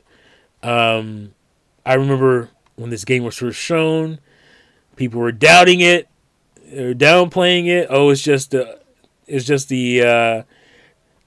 console version of Super Mario 3D Land, blah blah blah blah. And then that one trailer came out. Was it E3 or was it post E3? That trailer came out and it really showed the world, and it played the jazz music, and it was just like, okay, now we're serious. Just beautiful, lovely game. What I need to say about 3D World is great. It's amazing. People don't give it enough credit for being a 3D Mario game with 2D sensibilities. You know what I'm saying? Like, it's a 3D Mario game with 2D sensibility. Like, you run and jump and grab onto the flagpole at the end like you're playing the first Super Mario Brothers game. That's crazy. It's crazy. And 4 players all at once. Fantastic game. Beautiful. And my game of the year for 2014, Donkey Kong Tropical Freeze. Or Donkey Kong Country Tropical Freeze. One of the best freaking 2D platformers you'll ever play. For a while, I felt like it was my favorite 2D platformer ever. Time is taking that away. But I mean, it was good enough for me to feel that way. Obviously, it's a great game. Fantastic. You don't have to play this on Wii U. I think the Switch version will obviously be good because it didn't do any gamepad things. Like, it literally has a black screen for the gamepad when you play this. So you better off just playing with a Pro controller. But fantastic. Retro Studios did a great job. Fantastic. Let's see. All right, that's it for the sequels. Okay, so what did I say I was going to do?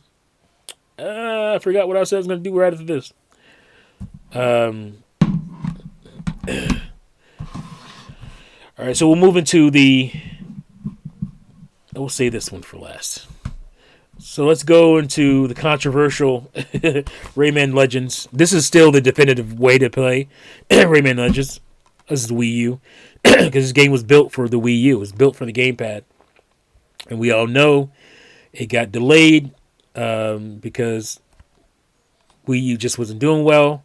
And they didn't want to put it out there and have it bomb. Although I don't think it would have, because it was dead out there for Wii U. I think it was done really well still. And I think it ended up still selling the best, the Wii U version, if I'm not mistaken. Now, I don't know, post that era, but I think between Wii U, what else? 360. Was it 360 and PS3 still at the time? Yeah. The Wii U version did the best. Because this was a Wii U game. Fantastic use of the gamepad. Great stuff. Games that was on Wii U I wish would come to Switch: Twilight Princess, Splinter Cell, Batman Arkham City, Watch Dogs, and DuckTales. Yeah, those are good picks. But yeah, Rayman Legends is great, man. For the longest time, I didn't buy this game until late, because I was a butthurt Nintendo fanboy. And I basically boycotted it. I basically boycotted Ubisoft. I didn't buy a Ubisoft game until Watch Dogs. I bought in 2017, 2017, because I was that upset with what they did to us Nintendo fans. Boycott was on. Some people today would probably call that cancel culture. I don't know. Let's call this. What did I say this was? Like, I don't know. I forgot what I was calling this section. Even though these games are all kind of mixed up. Gianna Sisters, Twisted Dreams, Director's Cut. Those of you who don't know, Gianna Sisters, back in the day, was a straight up Super Mario Brothers clone on the Commodore 64, I think it was. Gianna Sisters, I mean, they're let you know they're Italian sisters, Gianna. And it was straight up, it looked like Mario. It looked like Mario, like a cheap Super Mario Brothers. Gianna Sisters. Very cheap. Nintendo sued them. I'm pretty sure they won back in the day. So it was super weird to see this game, this sequel, and it's very different. It's not a Mario clone anymore. I think it has a cool mechanic where you switch between like the good sister and the dark sister or whatever, and the world changes. So it's pretty cool mechanic where you jump back and forth.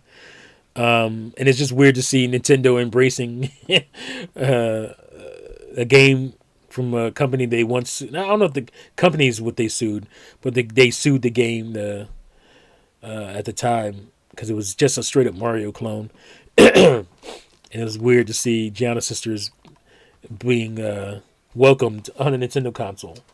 But yeah, good game. Very underrated, I think. Here's a surprise hit. New IP. I should have mentioned that Wonderful 101. It was also a new IP. But yeah, I mean, this game blew me away. When I first saw it, we were all surprised. What is this? This is insane. You're a kid now. You're a squid now. Even though it was kind of cringe, that marketing, it worked to me for Splatoon specifically. It just was so new at the time. Now we have 3 Splatoon games, and they haven't really evolved a whole lot. They've added some features and whatnot, but I haven't even bought Splatoon 3 yet. I don't know if I'll ever buy it, but this was the game that started it all. Fantastic. Great stuff. Maybe I can reach one from here. Yep, I sure can. So this is what I want to talk about, but I'll save that so I finish this section. All right. Cool new surprise. Hyrule Warriors. Loved this. This was so good. Being able to play as these characters outside of a Zelda game, being able to play as Zelda, dream come true. and other Zelda characters. This is just a love letter to Zelda, and it's beautiful.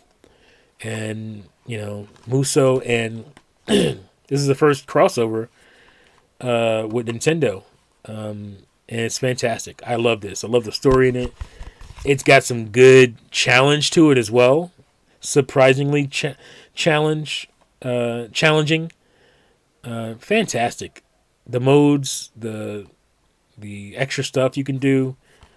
It's great. You can get the Switch version as well on this, because the gamepad didn't do a whole lot. I don't remember.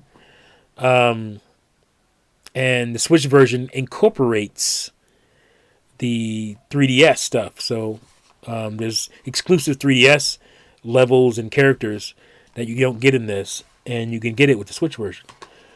So that's very cool. So I actually recommend the Switch version over the Wii U version. But this is where it got started for me, so love that. My baby. Captain Toad Treasure Tracker. All those little Captain Toad segments in Super Mario 3D World had me wanting more, and it was a surprise. Some people said they saw it coming. I didn't. I love puzzlers. I love platformers. I love puzzle platformers, and that's what this is. It is gorgeous. It has a 3D World engine. It's beautiful. It's fun. I love this game. This is one of my favorite Wii U games. Also on Switch, although I don't really recommend that version because I like the Wii U gamepad stuff. They did add some like Odyssey stuff in. I would say get both. If you can get both, get both. Because you want to play this the way the gamepad intended.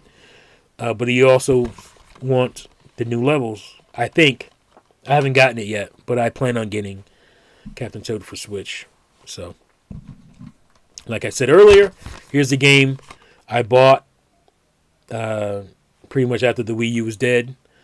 And it was cheap. I didn't pay full price or anything.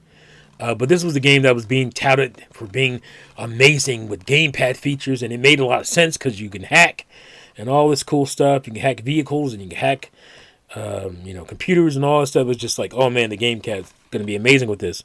And they either were lying about that, because I don't think we ever got a demo of that, or they stripped it out. And I think they just were lying about it. I think they were just lying about the features, the gamepad features with the Wii U version.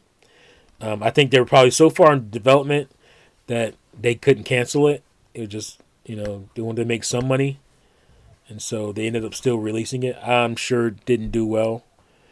But I was boycotting at the time, so I'm part of the problem. But yeah, it was okay. I mean, it's actually a pretty decent version of Watch Dogs. I actually, this is the way I played Watch Dogs, is I played and beat Watch Dogs 1 on this, and I love Watch Dogs 2. I think it's way better than 1. So let's see. Ow, I keep hitting my hand on this table.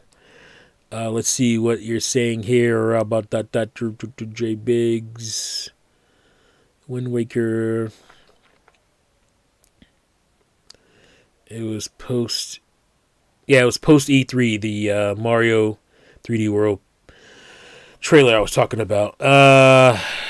Those extra levels on Yoshi's Woolly World were tough. Yes, that is true. 3D World was amazing, says Jay Biggs. Yes, it is. Jay Biggs, it was a port. It was post E3. He was talking about that trailer that wowed everybody.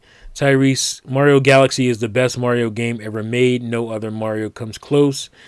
I disagree, but I can't argue with that opinion. It's a good opinion.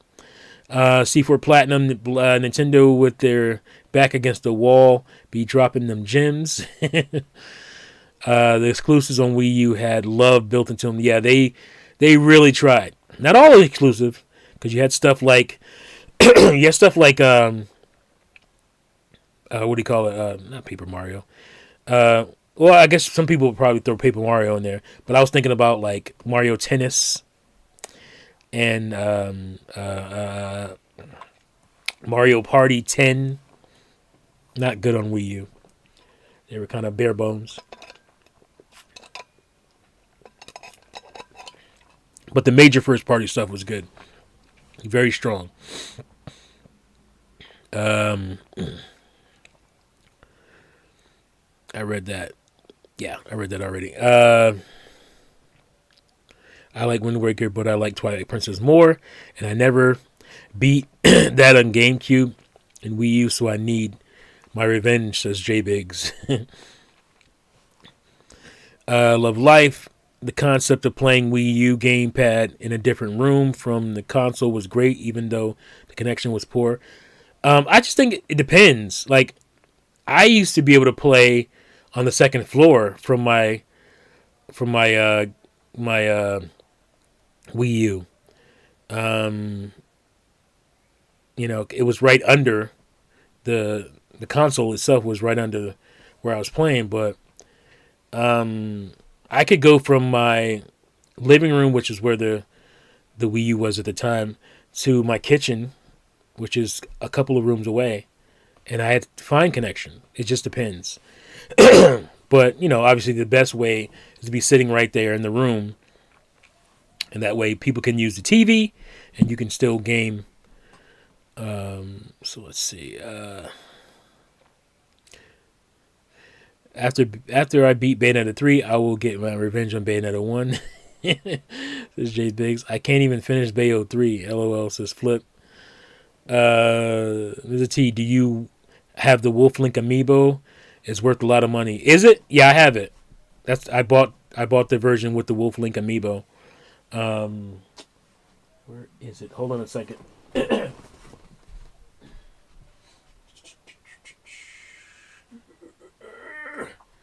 Wolf Link, where are you? Wolf Link. Woofy, woofy. Woofy, woofy, woofy, woofy, woofy.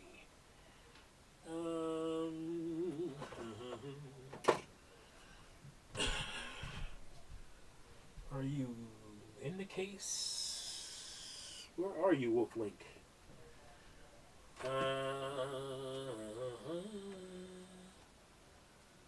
I don't see it. I know oh, there he is. I know I got him. I just don't know. I got too much stuff in here. All right. There's my Wolf Link. Right there. And it's not sealed. What I would do is I put a little slit on the side here so I can take them out, put them in, still be able to display it all nice and cute. So yeah, I got my Wolf Link Amiibo. I was fortunate enough to get that version, which I think was pretty readily available. And it sold well. I think it sold over 1 million copies. Did Twilight Princess HD. Nintendo crushed Wii U era. Says Flip. J Biggs. I enjoyed Hyrule Warriors. If I see it on sale, I would buy it again. Yeah, it's holding its price, I think, for Switch anyway. J Biggs. I got stuck and never went back. John Lino.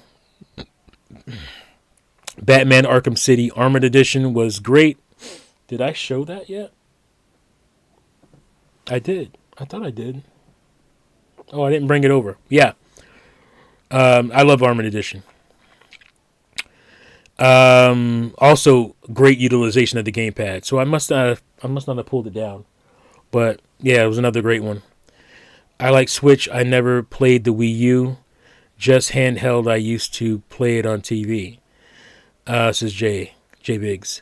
I always thought the second screen was perfect for map and inventory. Yeah, I mean that was the baseline thing you could do. Like give it a map and inventory on the second screen, and that's it.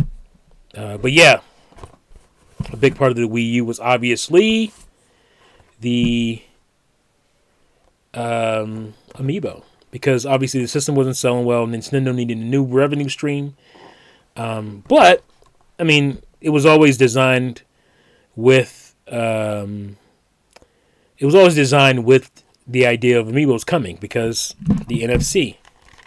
I would guess, where is it at? Am I touch? Yeah, the NFC reader right there. So you tap your Amiibo to that. Oh, over here. Tap your Amiibo to that, and whatever benefits you can get, you got out of it. So, but yeah, Amiibo were great, and it was a crazy time where people were beating each other up in lines and fighting retail exclusive nonsense to get their hands on Amiibos. Amiibos are great. I probably have like 85% of them. I don't have them. Well, I don't have them all. There's so many variations. Like I don't have some of the newer ones, like the Odyssey stuff. I don't really have that. But I do have Breath of the Wild. I have the Guardian. I have Zelda and Link. I don't have the Link on a horse. I didn't care for that one. Link on Epona, I guess. But yeah, I like Amiibo a lot. I still use them. Here's one of my favorites for Smash. These are my peeps right here. Banjo and Kazooie. One of my favorite games of all time. Microsoft. Let's make it happen. We need a new Banjo and Kazooie. All right, so and here's my game of the year, 2015, right? 2015, right? Tokyo Mirage Sessions, or was it 2016? I can't remember, but it was my go-to that year. So love Tokyo Mirage Sessions. I think the Wii U version is a definitive version. Yes, you can buy the Switch version if you don't have any other options. It's just a great game regardless. But I liked the utilization of the gamepad. Was great. Let's see. Try to get through this real quick. NES Remix was also a new IP. I'm pretty sure it started on Wii U and then with the 3DS. But love NES Remix. Great concept. They need to bring this back. Make a Super NES Remix. It's great. Little mini game, little quick. It's almost like little mini game from NES meets like WarioWare kind of stuff. More a little challenge. Year of Luigi, New Super Luigi U was just a harder version of New Super Mario Brothers U. You only had 100 seconds to complete each world, and the enemies were harder. Very cool for speedrunning.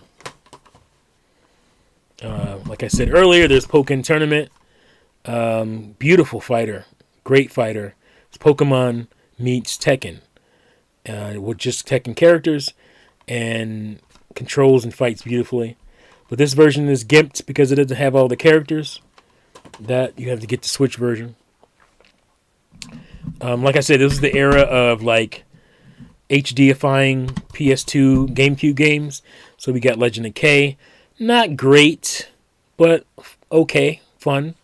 And, you were starving for Wii U games, so we bought stuff like this. But it's a decent game. From PS2, I believe it was. And you have Darksiders.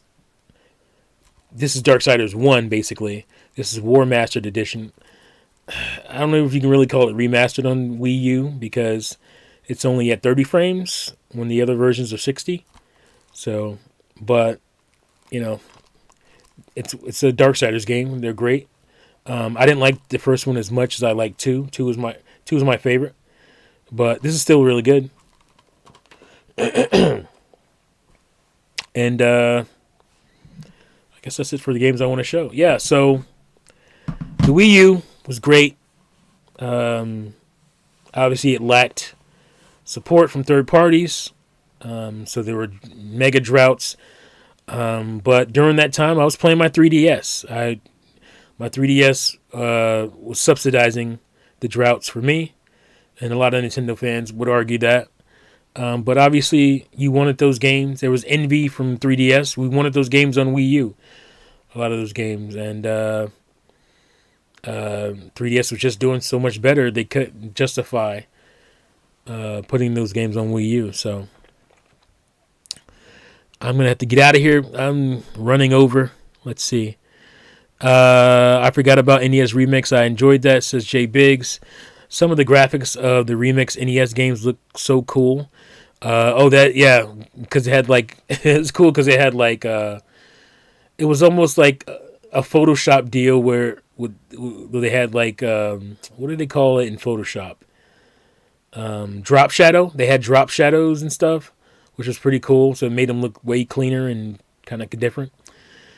They could make an entire game of some of those. I would buy it in a second, says Visor. I agree completely. Very cool stuff. Matthew Shea, you can't forget to mention the greatest game ever made, Devil's... Oh! I'm saying I'm getting out of here, and I have one stack left. All right, let's get to that last stack. I'm glad you said something there. Because I'm missing a lot of games, my man. Well, a lot of the games I want to show. Because I didn't show everything. Oh, here they are. Here's a game that I forgot to show earlier. I'm going to show now. All right, so somebody mentioned earlier. I did bring it down. I just forgot it. I forgot this stack here. Excuse me.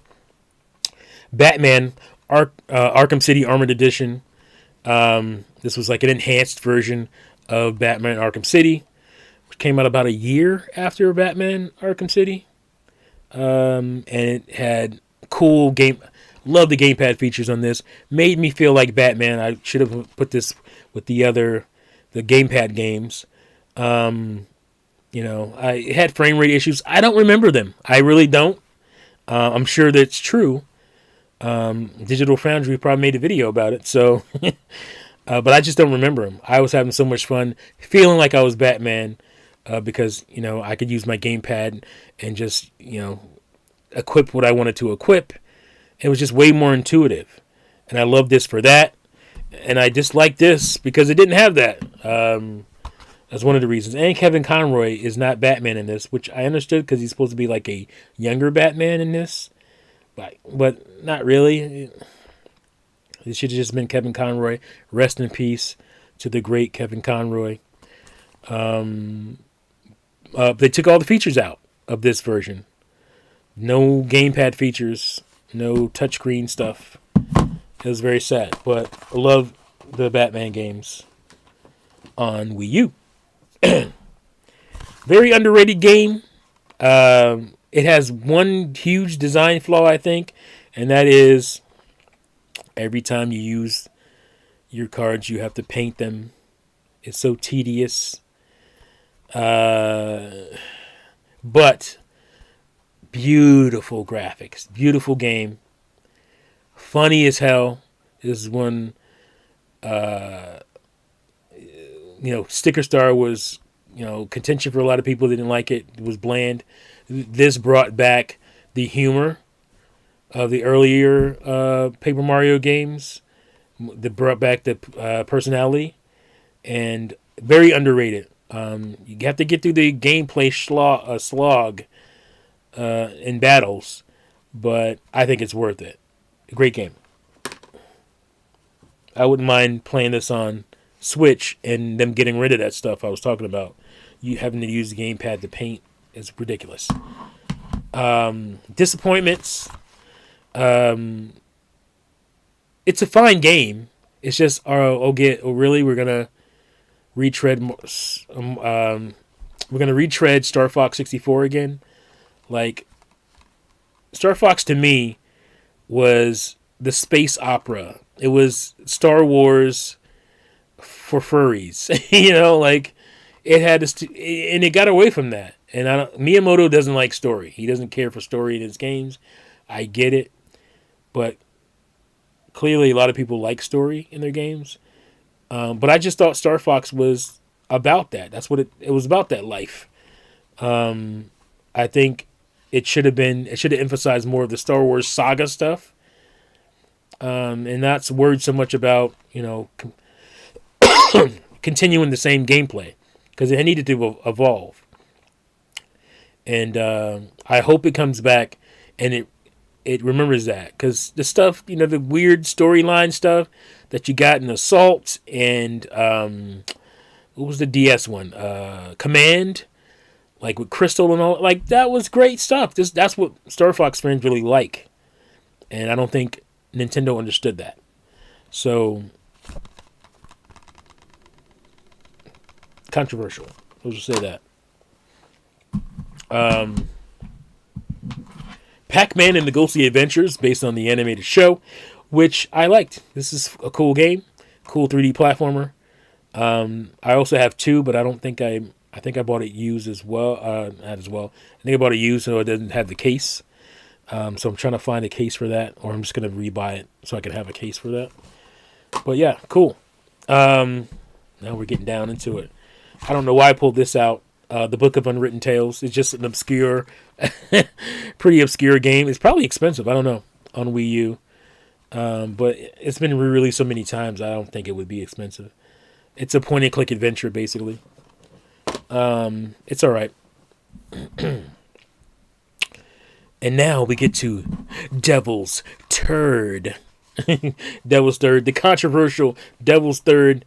One of the two games that Nintendo saved and got so much crap for it. Bayonetta 2 being the other one. But it wasn't going to come out if Nintendo didn't do it. So why hate on Nintendo for it? Never made any sense to me. But anyway, Devil's Third is a fun game. It is a very archaic, old tropes and kind of gameplay style game. But I had a blast. I had fun playing this game. Not a great game. It's janky, but it was fun. And it is stupid expensive on Wii U or anything. It's the only system it's on. If you have a sealed copy of this thing, I think it goes for over $1,500. Insane. The North American version. PAL version I think is much cheaper because maybe it was more readily available. That's what I wanted to talk about. So the PAL guys, the European guys, Nintendo of Europe did great for their customers. They got really cool special editions all the time, and they got physical copies of games we never got, like Project Zero. What's it called here? Oh my gosh, the photo game, the horror game. Why am I drawing a blank? Because I've been doing this too long and I'm tired. But somebody will say it in the chat. But yeah, Devil's Third was pretty good. Fatal Frame, thank you. Brain fart. Fatal brain fart. Fatal Frame. We didn't get it in North America physically. Had to buy a digital copy. I still have it. But Japan and Europe got physical copies of that game. Pisses me off. Nintendo. Well, I guess that would be Reggie's fault because he didn't fight for us to get physical copies over here. Or at least not hard enough. But Devil's Third, I don't know, I'm still holding it. But it's a super expensive game to buy. Used even. And I got two last games here. And they're two of my favorite games. Xenoblade Chronicles X. This is my favorite Xenoblade game. I love this game. Super huge open world to explore. Just open. Huge. You can go everywhere without loading screens, and it's just amazing. As long as you do the download packs, I think you have to do the download packs to get that. But it's great. Amazing game. My favorite Xenoblade game. Mainly because of right there in the cover. Mechs. I love mechs. Ever since I was a kid, I was obsessed with robots and mechs. And just love mechs. Transformers, Voltron, huge Voltron nerd when I was a kid. Gundam. I just love mechs. And You give me a mech, I could fly around in and transforms into a vehicle, the driver. Like, that's insane to me. That's enough. But Xenoblade Chronicles is just, the series is great. The combat, I love the combat system in Xenoblade games. And my favorite is probably, as far as the combat system goes, I haven't played much of 3 yet. I think 2 has the best combat system. But this was pretty close for me. I really like the combat system in this. These games are insane. Like, these Xenoblade games are insane. How long they are, how the story is just craziness. This to me is the most cohesive story, the most easy to follow story in the Xenoblade saga, but I could be wrong. Do you have a copy of Last Story for Wii? Yes, I do. John Lino. Why, is that expensive too? I guess it would be because it was part of the what did they call Operation Rainfall? So I would guess that would probably be expensive too. But yes, I do have a copy. I have actually a special edition copy of Last Story. It comes in a cool box. Good game, Last Story. Yes, it is. It's great. I have all the games from that Operation Rainfall, which is Xenoblade Chronicles, Pandora's Tower, which I love. I think that's an underrated game, but again, a lot of people didn't play it. And Last Story. Those are that I call it, the Rainfall trilogy. Is great. So, and the final game, which is still sealed, I've never opened, and I won't open probably ever, and that is The Legend of Zelda: Breath of the Wild. I think this was the last Wii U game I bought. Maybe I bought Hawaii. Was it Takedown Hawaii, something like that. Okay, it's reconnected now. I got a little notification saying disconnected. Here, I guess it signaled to me to get out of here. But yeah, thank you guys for joining me. I'm gonna get out of here before it completely cuts me off for good. Let me see if I missed any chat here. Only difference with Wii U Breath of the Wild is DLC. Switch shirt is different. I actually think the Wii U one looks better. Yeah, it has, little nuances like that. I haven't played it. I guess I won't be able to play it officially on Wii U. But I think I'll come upon it in the unofficial world and give it a shot. But yeah, thank all you guys for joining me. I appreciate it. I was worried that I wouldn't have anybody here, and I'm glad you guys all showed up. Appreciate that. And wow, 10 years. I can't believe it. That means I've had a YouTube channel for 9 years. That's crazy to me. Crazy. And I'm still tiny. Still tiny, my channel. Channel's still tiny. But hey, it is what it is. But thank you guys again for joining me. Join me again this Sunday. I'm coming back. I'm going to try to do one video and one stream every week until I get back into a more manageable, work life cycle, and then I can put out more stuff. But yeah, it's crazy. I subscribed 9 years ago. Wow, Monkey Jump. Wow, and I remember you. Because you still use the same, I think, I'm pretty sure you still use the same icon, which most people don't do. And same name and whatnot. So that's insane. Wow. 9 years on this thing. This is insane. That's crazy. Missing Lil T. Don't worry. Lil T's coming back. Promise you. I was trying to figure out how to work him in better. I think I have a really cool concept, Matthew Shea, for Little T. So stay tuned. He will return in glory, in all his glory. Might be a little bit more feisty now. So look forward to that. He will be back. It's, I'm gonna get my mojo back and get my fun videos back going again. That's a promise. You and OJ should box. Might be a good payday.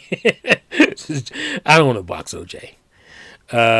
Is obviously we've kind of veered into different directions, which happens. It's been 9 years, so that stuff happens. But I can't believe it's been 9 years. That's crazy. That's crazy. Yeah, my daughter was a baby crawling around barely on the floor. Now she's like in 5th grade. That's crazy. That's crazy. When I first started this channel, I had a little teeny tiny baby girl. She's a 5th grader now, going to middle school next year. Insane.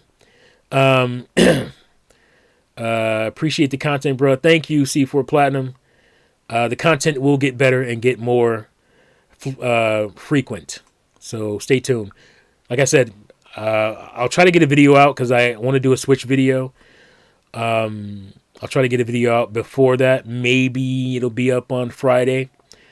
And I'll definitely be streaming Sunday night for a Tea Talk, my live stream. So thank you guys again for joining, and I will see you all on the next video, whatever that may be. Peace out, fools.